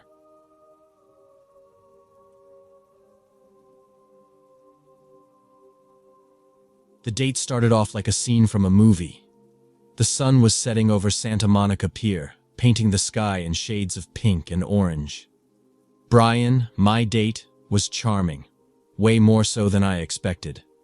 We had met through a mutual friend a few weeks ago, and he seemed like the kind of guy who had it all together.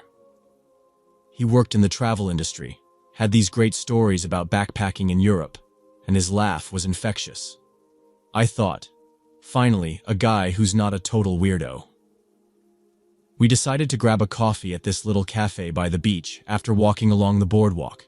It was cozy, with a small patio that overlooked the water. As we sat down, Brian suggested I leave my purse on the chair next to me instead of holding onto it. Relax, he said with a smile.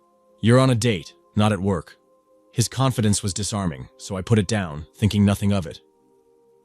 We were maybe 10 minutes into our drinks when I noticed my bag was gone. At first, I thought I'd just forgotten where I put it. I stood up, looking around our table and the chairs nearby, but it wasn't there. My heart started pounding. That bag had everything, my wallet, my keys, and even a copy of my ID I just made earlier that week. Brian stood up immediately, looking concerned. Hey, don't panic, he said. We'll find it. Maybe someone picked it up by mistake. He flagged down a waitress and asked if anyone had turned in a purse. No luck. Then he suggested we split up and check the area. You go back inside and ask the barista if they saw anything. I'll check the street. At this point, I wasn't just panicking. I was embarrassed. Here I was on a date, and this whole thing was turning into a mess. I thanked him and went inside to ask around. No one had seen a thing. When I came back out, Brian was walking toward me, shaking his head. Nothing, he said. I even asked a guy who was sitting on the bench nearby. He said he didn't see anyone take it. We spent the next 20 minutes retracing our steps along the boardwalk, asking a few shop owners if anyone had turned in a purse. Nothing. My stomach sank deeper with every no we heard. Eventually, Brian put a hand on my shoulder. Look, you're stressed, and we're not getting anywhere. Let's just call it a night. I'll give you a ride home. I hesitated. My car was parked nearby, but my keys were gone, and I didn't want to leave my car stranded overnight. Brian was quick to reassure me. Don't worry, he said. We'll figure this out tomorrow. I'll pick you up, and we can deal with it first thing in the morning. I finally agreed. The rest of the night was a blur. He drove me home, gave me a hug, and told me to call him if I needed anything. I sat on my couch afterward, replaying everything in my head, trying to figure out how my purse could have just disappeared like that. It didn't make sense. The next morning, I woke up with this pit in my stomach. I texted Brian to see if he was still up for helping me look for my bag, but the message wouldn't deliver. His profile picture on WhatsApp was gone. When I checked Instagram, his account wasn't there anymore either. My heart dropped. Something was wrong. I spent the rest of that morning in a haze, refreshing Brian's social media accounts and double-checking my phone to make sure I hadn't blocked him by accident. But it was clear. He had disappeared. Gone. No phone calls, no texts, no trace of him online. The pit in my stomach grew heavier as I thought back to the events of the previous night. His sudden disappearance wasn't just strange, it felt calculated. Then it hit me. My purse, my documents, my credit card. I scrambled to check my banking app, and sure enough, there were charges I didn't recognize. They were small amounts at first, like test purchases. But as I scrolled further, my blood ran cold. There was a $3,000 withdrawal I hadn't made. I froze. My brain struggled to process what I was seeing. Immediately, I called my bank to report the fraud. The customer service rep was polite, asking the usual questions about when I'd lost my card and if I'd shared my PIN with anyone. As I explained what happened, her tone shifted. "Did you say your ID was also in the stolen bag?" she asked. "Yes," I said, my voice shaky. There was a long pause. Then she said something that made my heart drop. "It looks like there's a loan application submitted under your name from last night. It was approved for $15,000. My stomach churned. I barely had time to process this before I started getting emails from other companies. Notifications about new accounts being opened, applications for credit cards, even one for a car lease. Someone was systematically trying to ruin my financial life, and I knew exactly who it was. Brian. I told the rep everything from how I'd met him to the date at the cafe. Her voice was sympathetic but firm. "You need to file a police report immediately.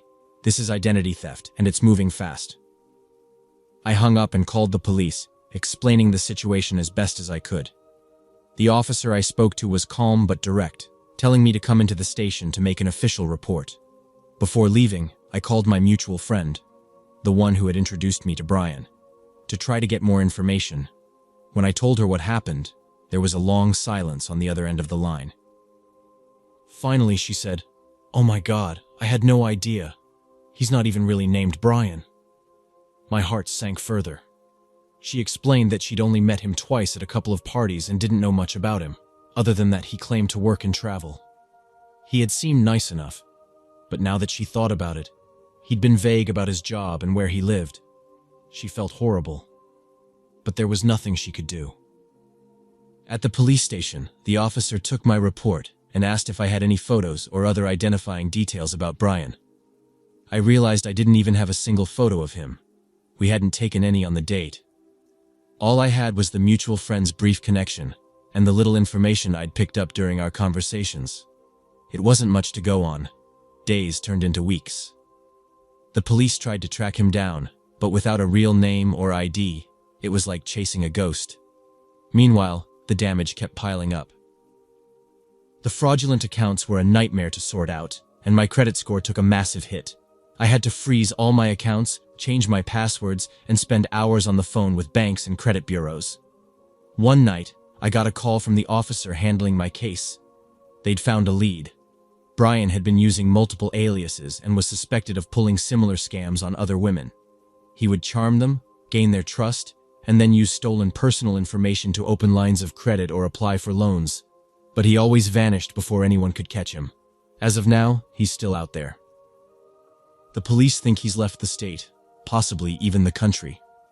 I'll probably never get my money back, and fixing my credit has been an exhausting, uphill battle. The whole experience has left me shaken and paranoid. I second-guess everyone now, even people I've known for years. And while I'd like to believe most people are good, I've learned the hard way that it only takes one to destroy your trust. If there's a lesson in all this, it's to protect your personal information like your life depends on it, because it does. You never really know who you're dealing with, even when they seem like the perfect date.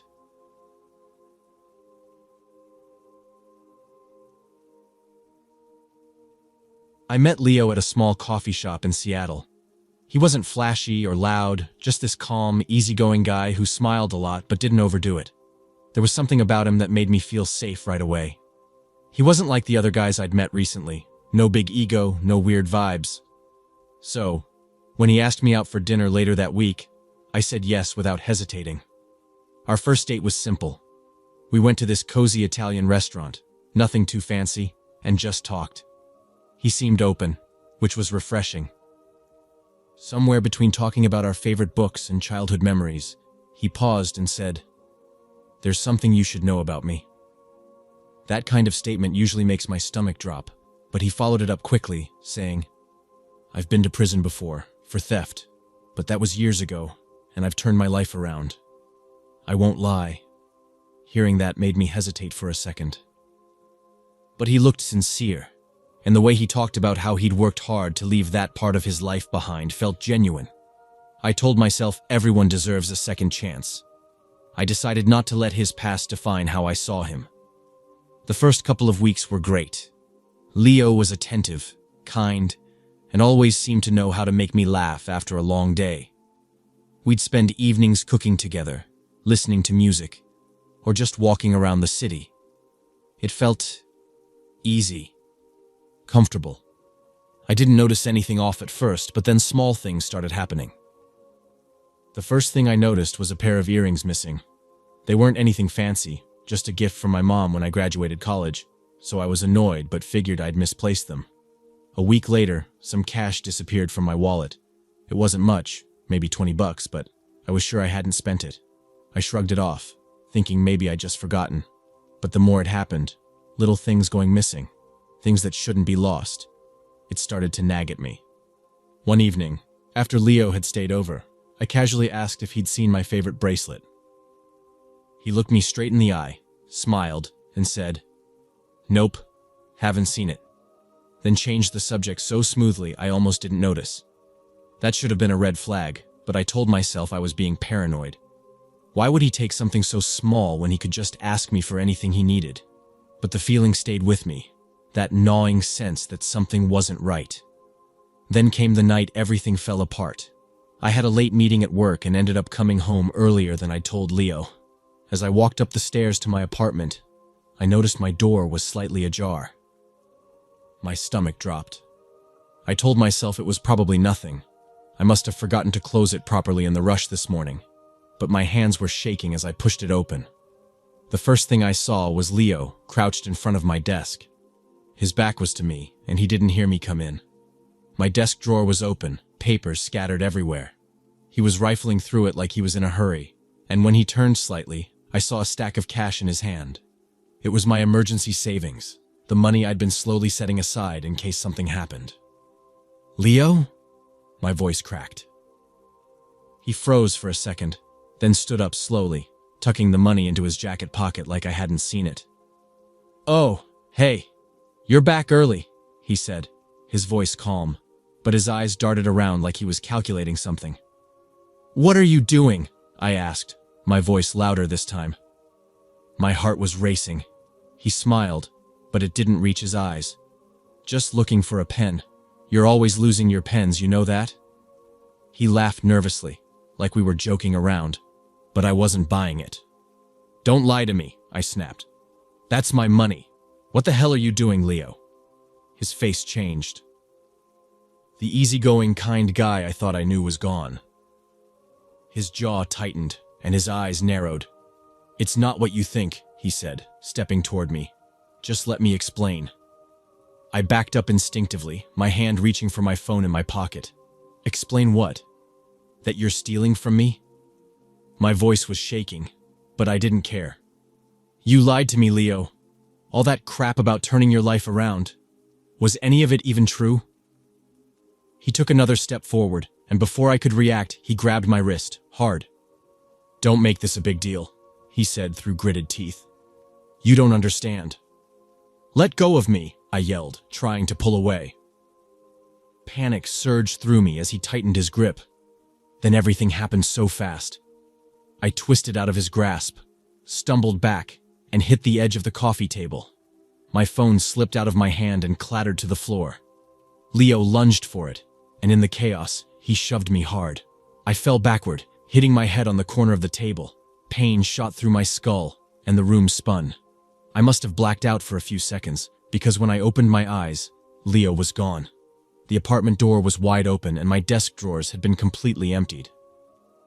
He'd taken everything, my savings, my jewelry, even my laptop. My head was throbbing, and when I touched the back of it, my hand came away bloody. I don't remember much after that. A neighbor must have heard the commotion and called 911 because the next thing I knew, paramedics were lifting me onto a stretcher. The police came, asking questions, but I could barely keep my eyes open. All I could say was, "Leo. He did this." It's been months since that night, but I'm still dealing with the fallout. The head injury was worse than I thought, and I've had to take time off work to recover. The police are still looking for Leo, but there's been no sign of him. It turns out I didn't know much about him at all. He'd given me a fake last name, and everything he told me about his new life was a lie. The scariest part is how easily I trusted him. He wasn't some stranger off the street. He was someone I let into my home, my life, my heart. I still replay the moments in my head, wondering if I missed the signs, if I could have stopped it before it got so far. If there's one thing I've learned, it's this. People don't change just because they say they have. Sometimes they just get better at hiding who they really are. And the cost of trusting the wrong person, it can be devastating.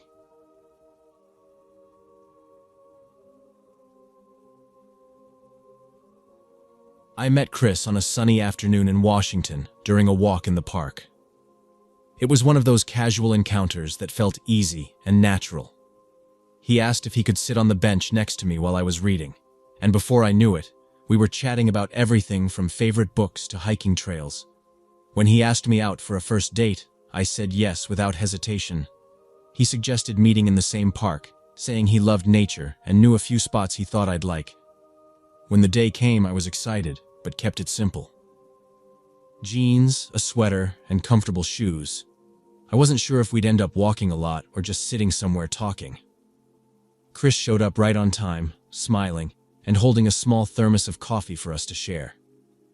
It was thoughtful and sweet. We started wandering the paths, stopping now and then to admire the bare branches that still looked beautiful against the pale winter sky. Everything felt normal, even kind of perfect. As we were walking, a guy approached us out of nowhere. He looked to be in his late 20s, wearing an oversized coat and holding a DSLR camera. He smiled, but something about it felt off. Too eager, maybe. He asked if we could help him out by taking a few pictures for his Instagram. "I'm a model," he said, gesturing vaguely at his outfit, though it was just jeans and a sweater. I laughed, but before I could say no, Chris shrugged and said, "Why not? It could be fun." The guy handed me the camera first and started striking poses that looked more awkward than professional. I snapped a few shots, and Chris started laughing. The guy didn't seem to mind. He just kept asking for different angles. After a few minutes, he asked if Chris could take over, so I handed him the camera and stepped aside. That's when two other guys appeared, seemingly out of nowhere. One had his hands shoved deep into his pockets, the other carrying what looked like a gym bag slung over his shoulder. They acted casual, like they were just passing by, but they stopped and started chatting with me. Something about it felt strange, though. They weren't asking normal questions, nothing about the park or the weather. Instead, they kept talking about random things, like how often I came here or if I lived nearby. Chris was still fiddling with the camera, following the model a few steps down the path for better light. I glanced over at him, feeling a sudden unease. It wasn't anything I could put into words at the moment, just a tight knot forming in my stomach. I wanted to call him back, but before I could, one of the guys talking to me stepped closer. Too close. Before I could react, I felt a hard shove against my shoulder. I stumbled, barely catching myself against a tree, as I heard a commotion behind me. Whipping around, I saw Chris on the ground, one of the guys pinning his arms behind his back while the model yanked his wallet out of his pocket. The third guy was already grabbing my bag, pulling it off my shoulder with enough force that the strap snapped. "Hey!" I shouted, but my voice came out weak, shaky. My brain was racing to catch up with what was happening. Chris was struggling, trying to fight back, but they had him completely outnumbered. One of them kicked him hard in the side, and I heard him groan in pain. I froze for a second, my brain trying to make sense of the chaos. The guy who had grabbed my bag was already rummaging through it, pulling out my wallet and phone.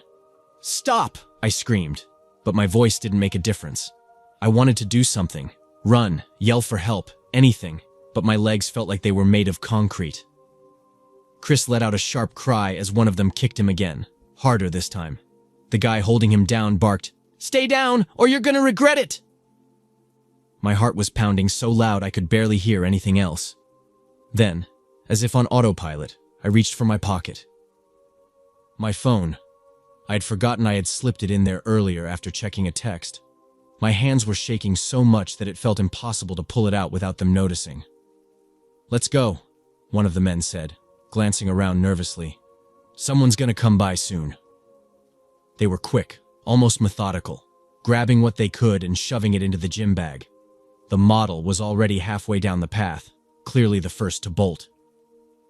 One of the others gave Chris one last shove to the ground before they all took off, running in different directions. I stood there, stunned, watching them disappear into the trees. "Chris!" I rushed to him, dropping to my knees. He was clutching his side, his face twisted in pain. "Are you okay? Oh my God, are you okay?" "I don't know," he groaned. "I think they broke something." He tried to sit up but winced and lay back down. I looked around desperately, hoping someone would come by, but the path was completely empty. My hands were still trembling as I finally pulled out my phone and dialed 911. The operator's voice was calm, which was the only thing that kept me from breaking down completely. I gave them the details as best as I could, where we were, what had happened, while trying to reassure Chris that help was on the way. It felt like an eternity before I heard the distant wail of sirens. When the paramedics arrived, they were quick to assess Chris. One of them gently pressed on his ribs, and he let out a sharp gasp. "Yeah, we're looking at least one fracture," the paramedic said, glancing at me. "You said there were 3 of them?" I nodded, unable to find my voice. The police showed up shortly after. I tried to explain everything, but it all came out in fragments. How we were just walking, how the guy asked for photos, how it all escalated so quickly. Chris was loaded into the ambulance, and one of the officers stayed behind to get a statement from me. They asked for descriptions, but the truth was, I could barely remember what any of them looked like. It had all happened so fast. I spent hours at the hospital waiting for news about Chris. When they finally let me see him, he looked exhausted, lying in the bed with a bandage wrapped around his chest. "They said it's a cracked rib," he said quietly. "Could have been worse, I guess." I nodded, sitting down beside him. My arm was in a sling now. The doctor had confirmed it was a clean break from when they shoved me. "I'm so sorry," I said, my voice breaking. "This is all my fault. I should have known something was off. I should have—" "Stop," Chris interrupted, his voice firm despite the pain. "This isn't your fault. They knew what they were doing. They set us up. The police followed up with us a few days later, but there wasn't much progress. The model and his friends had vanished, and the stolen phones and wallets were probably long gone. The officers told us these kinds of crimes were becoming more common. Groups targeting people in public places, pretending to need help, then striking when their guard was down. It's been a few months now, and I can still hear the sound of Chris groaning in pain. I still feel the shove, the helplessness, the overwhelming fear. I've stopped going to that park, and honestly, I don't think I'll ever feel completely safe on a date again. If there's one thing I've learned, it's this. Trust your instincts. If something feels even a little bit off, don't ignore it. I don't care how nice someone seems or how innocent the situation looks. Stay cautious. You never know when something innocent might turn into something dangerous.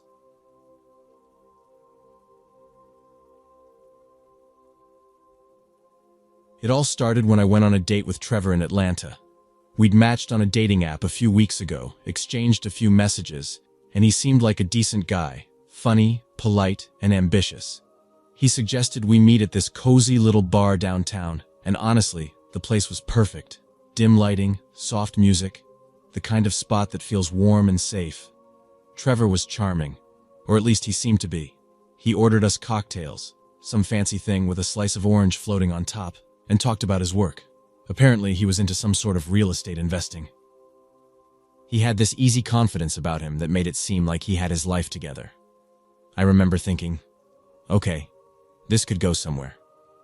We were mid-conversation, talking about some project he was excited about, when I noticed him glance over my shoulder.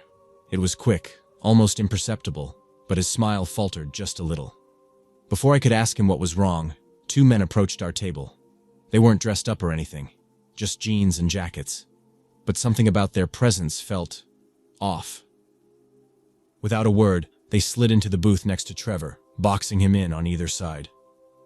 "Trevor," one of them said, leaning in with a grin that didn't reach his eyes. "Been a while." Trevor stiffened immediately, his face went pale, and the easy confidence from before vanished.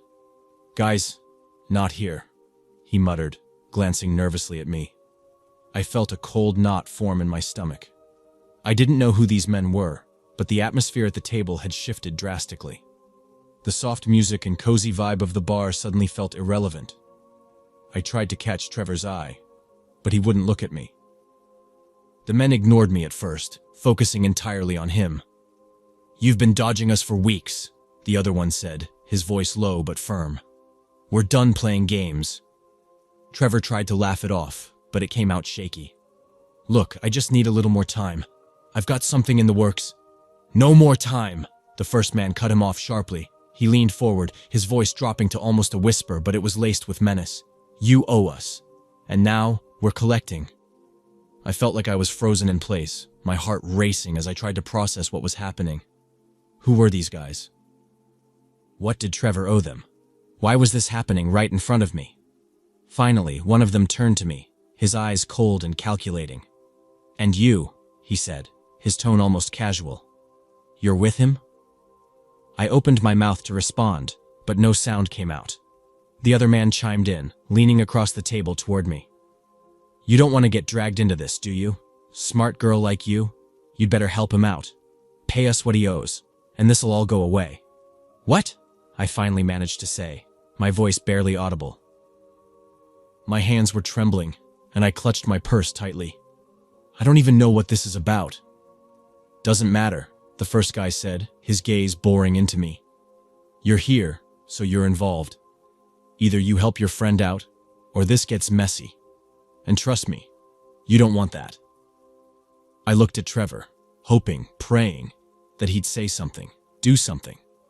But he just sat there, staring down at the table like a scolded child. He wouldn't even look at me. "Trevor," I said, my voice breaking. "What's going on? Who are these people?" He still wouldn't meet my eyes. "I'm sorry," he mumbled. "I didn't know they'd show up tonight." That was it. No explanation, no reassurance. Just an apology that sounded more like a confession. My mind was spinning. How had this night gone from a first date to whatever this was? I didn't even know Trevor. I just met him. But now, I was somehow being dragged into what felt like a nightmare. The men were getting impatient. Clock's ticking, one of them said. What's it gonna be? I felt trapped. The bar, once so cozy and welcoming, now felt like a prison. My pulse was pounding in my ears, and I couldn't think straight. My gut told me I was in real danger, but I didn't know how to get out of it. I took a deep breath, trying to steady myself, but my hands were shaking. How much does he owe you? I asked, my voice small and unsteady. The first guy smirked like he'd won something. $5,000, he said without hesitation. $5,000? My mind raced. I didn't have that kind of money. I glanced at Trevor again, hoping he'd at least try to defend himself, but he still wouldn't look at me. He just sat there, hunched over, completely silent. It was like I didn't even exist to him anymore. I don't have that, I said finally, barely able to get the words out. The smirk disappeared from the guy's face. Well, what do you have? He demanded, leaning in closer. His voice was quiet, but there was an edge to it that made my skin crawl. I don't know, I stammered, clutching my purse tighter. I had maybe $200 in cash and a little more in my checking account, but not even close to what they were asking for. Stop stalling, the second guy snapped, cutting me off. You've got a card, don't you? Let's go to the ATM, now. The knot in my stomach tightened as the situation became crystal clear. They weren't giving me a choice. This wasn't just about Trevor anymore. I was their target now. I stood up slowly, trying not to show how terrified I was. My legs felt like jelly, but I managed to keep moving. One of the men grabbed my arm, not hard, but firmly enough to make it clear I wasn't going anywhere. Smart girl, he muttered, guiding me toward the door. I glanced over my shoulder at Trevor one last time, hoping, praying, that he'd do something. Anything. But he just sat there, staring at the table like a coward. My heart sank. Whatever I'd thought about him before this night, it was all gone. He wasn't worth any of this. Outside, the cold night air hit me like a slap, but it did nothing to clear the panic in my head. The streets were quiet, and the bar was on a side road with no one else around. Perfect for them, I realized. They'd planned this. One of the men nudged me forward. There's an ATM down the block. Let's move. I walked, my mind racing for a way out. Could I scream? Run? But they were both right behind me, and I was sure they wouldn't hesitate to hurt me if I tried anything. I couldn't fight them. My only option was to comply and hope they'd let me go once they got the money. At the ATM, they made me withdraw as much as I could, $700. It wasn't even close to the $5,000 Trevor owed, but they didn't seem surprised. They were too calm, too rehearsed. This wasn't their first time doing something like this. Empty your wallet, one of them said after I handed over the cash. I did as I was told, giving them everything I had. Credit cards, ID, everything. They took it all. Good girl, the other one said with a smirk. See, that wasn't so hard. I felt sick. My head was spinning, and my knees were weak. I thought they'd leave then, but instead, they grabbed my phone. Just a precaution, one of them said as he powered it off and slipped it into his pocket. You can get a new one. Consider it a life lesson. And with that, they walked off, disappearing into the shadows like nothing had happened. I stood there for what felt like forever, too stunned to move. My hands were still shaking, and I could feel tears streaming down my face, but I couldn't even bring myself to cry properly. I just stood there, numb. Eventually, I stumbled back to the bar, hoping Trevor was still there. Maybe he could at least help me figure out what to do next. But when I walked in, the booth was empty. He was gone. Of course he was. I called the police from the bartender's phone and spent the next few hours filing a report. They were sympathetic, but I could tell they didn't have high hopes of catching the guys. I gave them Trevor's name and number, but it turned out he'd been using a fake name the entire time. His profile on the dating app was gone by the next morning. In the end, I lost everything I had on me that night and gained nothing but a deep distrust of people.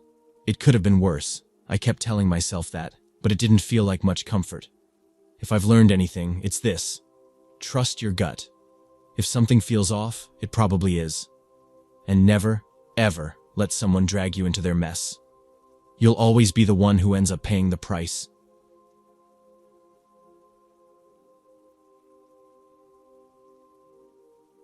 Jessica was always the lively one in the office, the kind of person who could make any dull meeting feel like a party.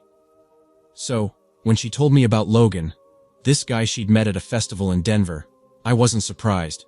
She was giddy about him, showing me pictures of them together, laughing and looking like they'd known each other forever. He'd asked her to go on a picnic in a forested area not too far from town that weekend. Somewhere with trails and a creek she said was Instagram perfect. She even invited me and a couple of others to join, probably to make it feel less like a first date and more like a group hangout. But we all had plans. When Monday rolled around, I didn't think much of it when she didn't show up to work. Maybe she was hungover, or maybe her picnic had turned into a camping trip. It wasn't until late morning that I started to feel off. Jessica was always the type to at least text. I shot her a quick message, just a casual, "Hey, you alive?" kind of joke. But it didn't deliver. That wasn't like her. By lunchtime, people at work were noticing. Her desk phone rang a few times, but nobody picked up. Our manager even joked, "Guess Jessica's playing hooky." But something about it didn't sit right. On my way back from grabbing coffee, I tried calling her again. Straight to voicemail. Then I called her roommate, who said she hadn't seen Jessica since Saturday morning. That's when the knot in my stomach started tightening. I decided to do a little digging. Logan. I didn't know much about him, just the name and a blurry selfie Jessica had shown me. "Look at this guy," she'd said, holding up her phone. "So outdoorsy, right? Like, he probably owns a kayak or something." I scrolled back through our messages, trying to find any other details she'd shared. There wasn't much, just that he was cute, funny, and totally normal. By mid-afternoon, I wasn't the only one freaking out. Her roommate had called her parents, who said they hadn't heard from her either. The last thing Jessica had told her mom was about the picnic. She said she'd be back before dark, her mom told me when I finally got her on the phone. That evening, her parents reported her missing. I went home but couldn't shake the unease. Something felt wrong, really wrong. I kept replaying her cheerful voice in my head, the way she'd been so excited about this Logan guy. But now the details felt flimsy. Why didn't any of us know more about him? The next morning, I woke up to missed calls from Jessica's parents and the police. They wanted to know everything I could tell them about Logan, how they met, what he looked like, where they were going. I didn't have much to give. I described him as best as I could from the picture Jessica showed me. Dark hair, beard, outdoorsy vibe. But that was it. They said they were tracing her phone and trying to identify Logan, but so far nothing concrete had come up. That afternoon, news broke that Jessica's car had been found in the parking lot of a trailhead about 40 minutes outside the city. It was locked, and her phone was inside, dead. My stomach sank when I heard that. Why would she leave her phone in the car? The trail itself was popular during the day, but locals said it emptied out quickly in the evenings. A search team was organized, and I joined, desperate to do something, anything, to help find her. The woods were dense and cold, even in broad daylight.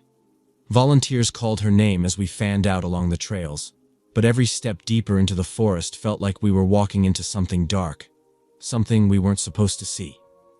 Around dusk, the search was called off for the night, but the pit in my stomach only grew. Something terrible had happened here.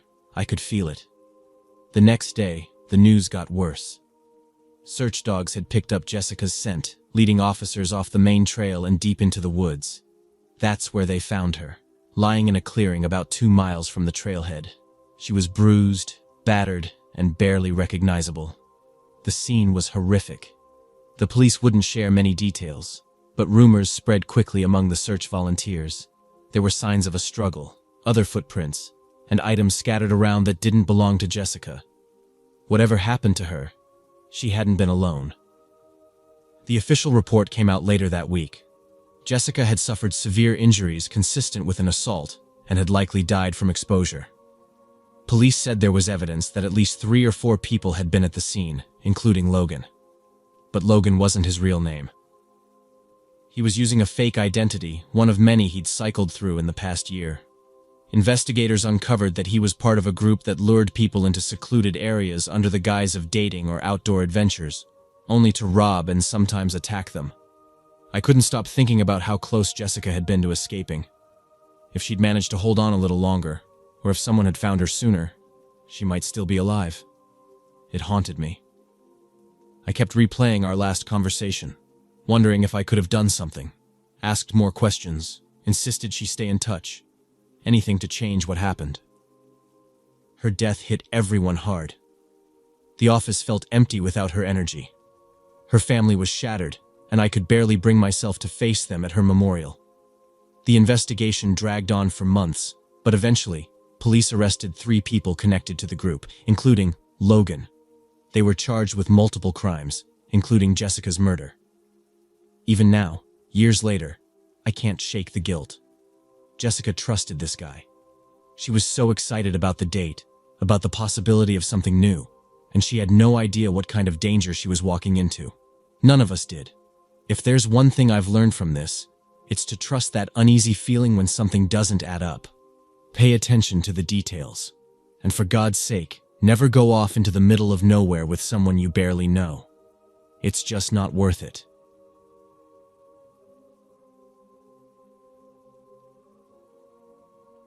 It started with a call from Alyssa, my sister.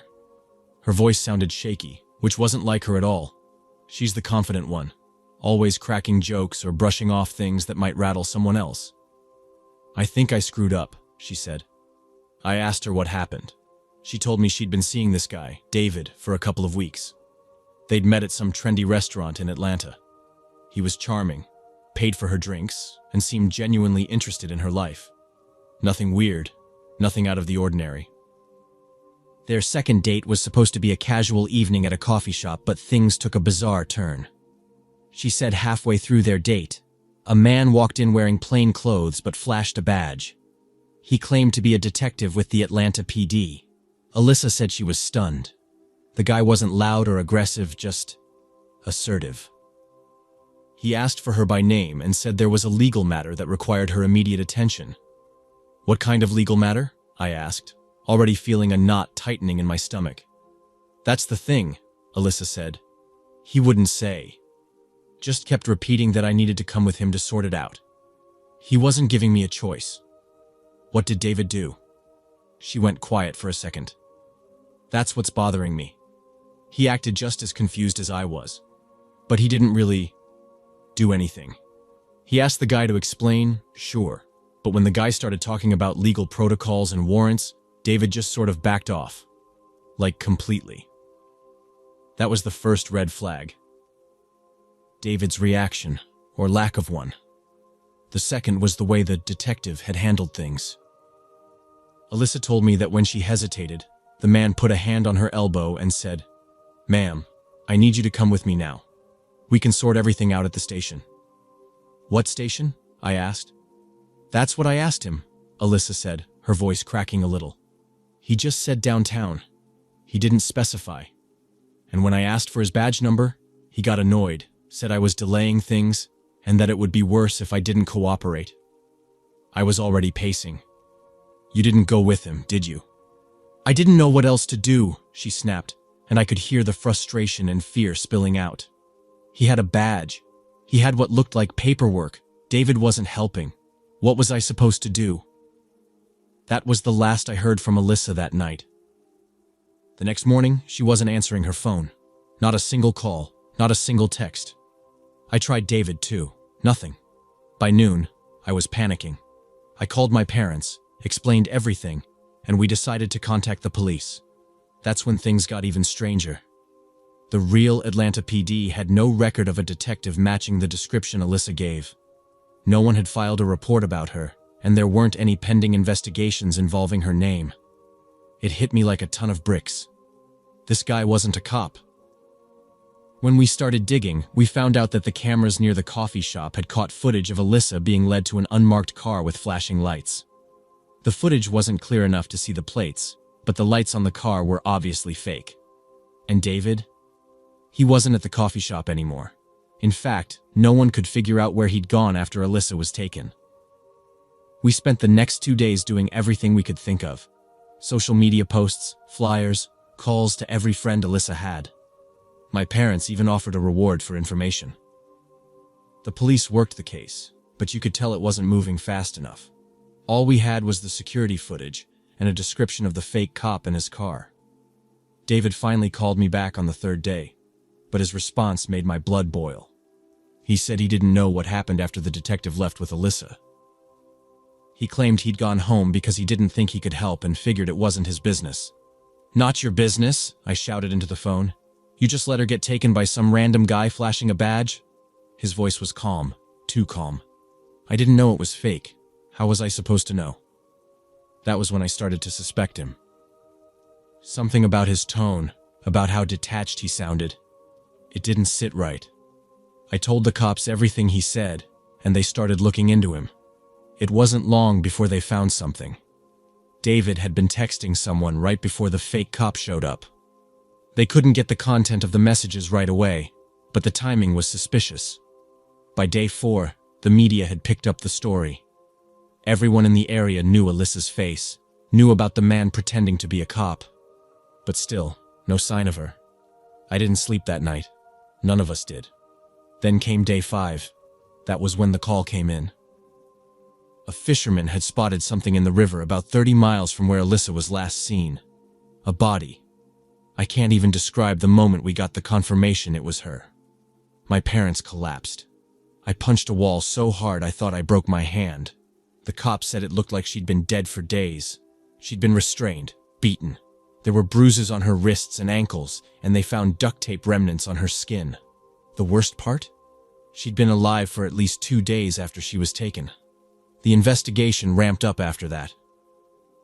They traced the fake cop to a stolen car used to drive Alyssa out of the city. But it was David who gave himself away. His phone records showed he'd been in constant contact with the guy during their dates. It turned out he'd been feeding him information, where Alyssa was, what she'd be wearing, when she'd be alone. When the cops confronted him, David caved. He admitted everything. He wasn't some random guy Alyssa met by chance. He'd been working with the fake cop from the start. They'd been targeting women, setting them up, and abducting them under the guise of law enforcement. Alyssa wasn't their first victim. But here's the thing. They didn't get everyone involved. The fake cop was just one guy in a bigger operation, and whoever was pulling the strings is still out there. To this day, there are pieces of the case that don't add up, people who haven't been caught. I've never forgiven myself for not seeing the signs earlier, and I'll never stop thinking about what Alyssa went through in those 2 days. It's a nightmare that doesn't go away. So if you ever find yourself in a situation like hers, don't let anyone take you without proof. Ask questions, demand answers, and trust your gut. A real cop won't hesitate to show you their credentials. A real cop won't get angry if you question them. And a real cop won't take you somewhere without backup or an explanation. Alyssa didn't deserve what happened to her. No one does. Don't let it happen to you.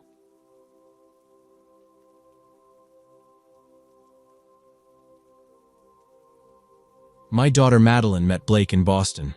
She said he seemed like the perfect gentleman. He was charming, well-dressed, and apparently ran his own business. Their first date sounded straight out of a romance movie. They went to a high-end Italian restaurant downtown, and he brought her a bouquet of her favorite flowers. She texted me that night, gushing about how much they had in common and how genuine he seemed. The next evening, things took a strange turn. She sent me a message that stopped me in my tracks. "Dad, Blake just got a text from some random number. It said, 'The target is set, tomorrow.' Is that weird? Should I ask him about it?" At first, I didn't know what to make of it. It could have been a joke or some spam, but something about it didn't sit right. I told her not to overreact, but also to be cautious. I advised her to skip their next date or at least bring a friend along. She brushed it off, saying Blake had laughed it off as a mistake and quickly deleted the message. Madeline insisted she trusted him. "Dad, he's just that kind of guy, super chill. Nothing phases him," she said. But deep down, I couldn't shake the unease. I called her again that night, trying to sound casual, but she thought I was being paranoid. I told myself maybe I was overthinking things. After all, Boston's a big city, and weird things happen all the time, right? The day of their second date, I barely got any texts from her, which wasn't like Madeline. She usually messaged me throughout the day, even if it was just to share funny memes or pictures of her dog. Around 7 p.m., I called her. No answer. I tried again, straight to voicemail. By 9 p.m., I was pacing the living room, dialing her number over and over again. Nothing. By midnight, I was panicking. I called one of her roommates, who said she hadn't come home yet. That was the final straw. I called the police and reported her missing. They told me it was too soon to file an official report, but agreed to send an officer to her apartment to take a statement. At 3 a.m., I got a call from a detective. Madeline's phone had last pinged near a warehouse on the outskirts of town, a part of Boston I knew she'd never willingly go to. The warehouse was in a rundown industrial area, surrounded by abandoned buildings and empty streets. I drove there immediately, beating the police by at least 20 minutes. It was dark, the kind of darkness that felt like it was swallowing everything around me. My headlights cut through the gloom as I pulled up to the warehouse. The lot was eerily quiet, except for the faint sound of metal clanking in the wind. I parked but stayed in the car, my heart pounding as I scanned the area. I called Madeline's phone again, praying for an answer. Nothing. Just the cold, automated voice telling me her voicemail box was full. I was gripping my phone so tightly it hurt, trying to think of what to do next. Then I saw it, her scarf, the bright red one she wore all the time, lying crumpled on the gravel near the entrance. I jumped out of the car, grabbed it, and yelled her name into the night. No response. The police arrived shortly after. 2 cruisers and an unmarked car. They told me to wait outside while they searched the building, but I couldn't. I followed them in despite their protests. The inside was worse than I'd imagined. The air was heavy with the smell of oil and mildew, and the only light came from the officers' flashlights cutting through the shadows. The warehouse was mostly empty, just a few old crates and broken-down machinery scattered around, but something about it felt wrong. One of the officers found a trail of fresh footprints leading to a side door. They followed it outside, into a small wooded area behind the building. That's where they found her purse, tossed carelessly in the dirt. Her wallet was still inside, which ruled out robbery. My stomach sank as they told me this wasn't looking good. I already knew. By morning, the search had expanded. Police dogs combed the area, and detectives started questioning anyone who might have seen something. A security guard, a few homeless men in the area. But no one had any useful information. Blake, however, was nowhere to be found. Calls to his number went straight to voicemail, and the address he'd given Madeline turned out to be fake. That's when the real story started to unravel. The name Blake wasn't even real. His so-called business didn't exist. He'd used a burner phone to contact Madeline, and had no social media presence beyond a couple of generic-looking profiles. It was as if he'd vanished into thin air. But the police dug deeper. They discovered he was connected to a human trafficking ring operating out of several cities, including Boston. He wasn't acting alone either. There were others like him, posing as charming, successful men to lure women in. For weeks, I lived in a nightmare. Leads turned into dead ends. The police assured me they were doing everything they could, but as the days turned into weeks, I could see it in their faces. They didn't think they'd find her alive. Still, I refused to give up hope. I printed out flyers, hired a private investigator, and even went to the media to beg for any information. Exactly 1 month after her disappearance, I got the call I'd been dreading.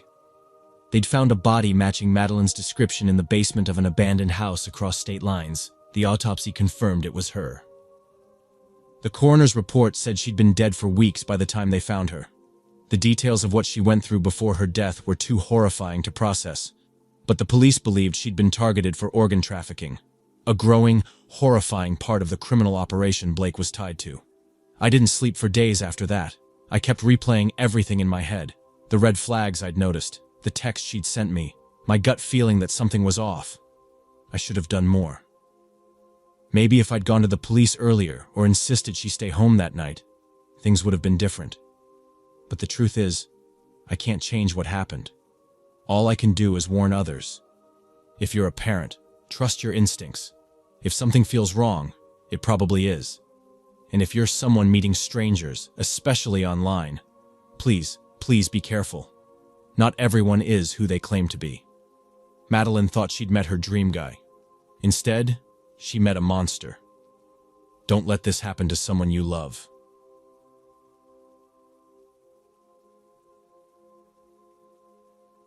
I met Zach at a student conference in San Diego. He came off as charming, funny, and genuinely interested in what I had to say. We spent hours talking, and by the end of the conference, he asked if I'd be up for dinner the following weekend. I agreed. It felt good, like I was finally meeting someone who might actually be worth my time. He said he knew of this amazing new restaurant that had just opened up, something trendy and exclusive that everyone was talking about online. The day of the date, Zach texted me an address. It was a little farther out than I expected, but he said the place was worth it. When I got ready, I felt that mix of nervousness and excitement you get before a first date. The drive wasn't bad at first, just quiet streets and a lot of turns, but as I got closer, something felt off. The neighborhoods thinned out, and eventually, there were no streetlights, just darkness, empty lots, and long stretches of road. I double-checked the address, thinking maybe I'd entered it wrong. Nope, it was right there on my phone. When I pulled up, I realized there wasn't a restaurant. Instead, it was a large, old building, a warehouse by the looks of it. The kind you see in industrial parks, with cracked windows and graffiti on the walls. For a second, I thought maybe I was in the wrong spot. But before I could process it, my phone buzzed. It was Zach. "I'm inside already," he said, his voice casual, almost impatient. "Come on in. Don't worry about the outside, it's supposed to look like this. Part of the theme." Something about that didn't sit right with me. Didn't. Who chooses a warehouse as a restaurant theme? I stayed in my car for a moment, debating whether I should just leave. But then I thought about how much I'd liked him at the conference, how we'd clicked so well. Maybe I was overthinking it. Maybe it was one of those underground pop-up places that were all the rage on social media. I got out of the car, locking it behind me. The air was cold and unnervingly still. My footsteps echoed on the cracked pavement as I approached the warehouse. The closer I got, the more uneasy I felt. There were no signs, no music, no lights coming from inside, just this dark, looming building. I hesitated at the door, a heavy, rusted thing that screeched when I pushed it open. Inside, it was even darker. My phone's flashlight barely cut through the gloom. The air smelled stale, like mold and rust, and every step I took sounded like a shout in the emptiness. I called out Zach's name. No answer. I took a few more steps and called out again, louder this time. "Zach, where are you?" That's when I saw movement in the corner of my eye. Two figures emerged from the shadows. Not Zach. These were men I'd never seen before, older, rough-looking, their clothes dusty and worn. One of them stepped forward and smiled, but it wasn't a friendly smile. It was the kind of smile that made my stomach twist. "Where are the keys?" he asked, his voice low and calm, like he was asking for the time. I froze. "What?" "Don't play dumb," the other man said, his tone sharper. "The safe. Your dad's safe. Where are the keys?" I blinked, my mind racing. How did they know my dad? How did they know about the safe? My hands started shaking, and I took a step back, but they both moved closer, blocking my way to the door. That's when it hit me. Zach. He must have told them. My dad runs a small business, a successful one, but nothing crazy. Still, it was enough to make us a target, apparently. Zach must have done his homework, figured out who I was and how to use me. My chest tightened as the realization sank in. This wasn't a misunderstanding. This was a setup. I felt my heart pounding in my chest, the reality of the situation sinking in fast. I tried to stay calm, but my voice cracked as I said, "I don't know what you're talking about." The first man's smile disappeared. He stepped closer, his boots echoing on the concrete floor. "Don't make this harder than it has to be," he said, his voice sharp now. "Where are the keys?" "I don't have them," I blurted out, panic rising. "I don't even know the combination to the safe, I swear." The second man grabbed my arm, his grip like a vice. "If you're lying to us, you'll regret it," he hissed. I was shaking all over, my mind spinning. I needed to get out, to run, to do something, but they had me cornered. I stammered, "Please, I don't know anything. You've got the wrong person." The first guy laughed, a harsh, humorless sound. "The wrong person? Zach wouldn't have wasted our time. He told us everything. Your dad's the boss, and you're the one he trusts. So where are the damn keys?" I felt tears sting my eyes. Zach, the guy I thought was so charming, so kind. He'd played me, completely and utterly. I couldn't believe how stupid I'd been to trust him. Before I could say anything else, the man holding my arm dragged me toward an old metal chair in the middle of the room. He shoved me into it, and I heard the scrape of duct tape being unrolled. My wrists and ankles were quickly bound, the tape sticking painfully to my skin. "Let's try this again," the first man said, crouching down in front of me. "Where's the safe, and where are the keys?" I was sobbing now, my mind racing for a way out. I don't know, I cried. "Please, I'm telling the truth." The second guy muttered a curse under his breath. "She's wasting our time," he said, pulling out a knife from his pocket. The blade glinted faintly in the dim light. "Maybe she'll talk if we give her a reason to." I was shaking so hard I thought I might pass out. "No, please, you don't have to do this," I screamed, my voice breaking. Just then, my phone buzzed in my pocket. They both froze, looking at each other, then back at me. The first man reached into my jacket and yanked out the phone. He glanced at the screen. It was my dad. Well, he said, smirking. "Daddy's calling. Maybe we should answer." "No!" I shouted, struggling against the tape. "Leave him out of this, please!" He held the phone up to my face and said, "You're going to tell him to bring the keys and meet us here. If you try anything funny, you won't like what happens next." I shook my head, tears streaming down my face. "He doesn't know where the keys are either. Please, just let me go." The man's face darkened. He pressed the knife to my arm, not cutting but close enough to send a clear message. "Do it. Now." I had no choice. With shaking hands, I answered the call. "Hi, Dad," I said, trying to keep my voice steady. I need you to come pick me up. I'm at this warehouse. I'll send you the address." "What? A warehouse? What's going on?" he asked, clearly confused. "I'll explain later," I said quickly. "Just hurry, okay? It's really important." The man hung up before my dad could say anything else. "Good girl," he said, grinning. "Now we wait." Every second felt like an eternity. My mind was racing, trying to figure out a way to warn my dad without putting him in danger. I didn't know what they'd do once he arrived, but I knew it wouldn't be good. About 15 minutes later, I heard the sound of a car pulling up outside. My stomach dropped. The men grinned at each other and went to the door, leaving me tied to the chair. I heard my dad's voice outside, calling my name. Then, the sound of a struggle, yelling, a loud thud. When they came back in, my dad wasn't with them. The first man was holding a set of keys, his face triumphant. "Looks like Daddy came through after all." "No!" I screamed. "What did you do to him?" They didn't answer. They just walked out, leaving me there, taped to the chair in the freezing warehouse. I screamed and struggled, but it was no use. By the time I managed to break free hours later, they were long gone. My dad was alive, thank God, but he'd been beaten and left unconscious in his car. The keys they took? They opened the office safe, where my dad kept important documents and a significant amount of cash. The police never found Zach or the men who worked with him. To this day, I still can't trust people easily. The thought of Zach's smile, his easy laugh, still makes my skin crawl. I keep thinking about how close I came to losing everything, my dad, my own life, all because I trusted the wrong person. Never again.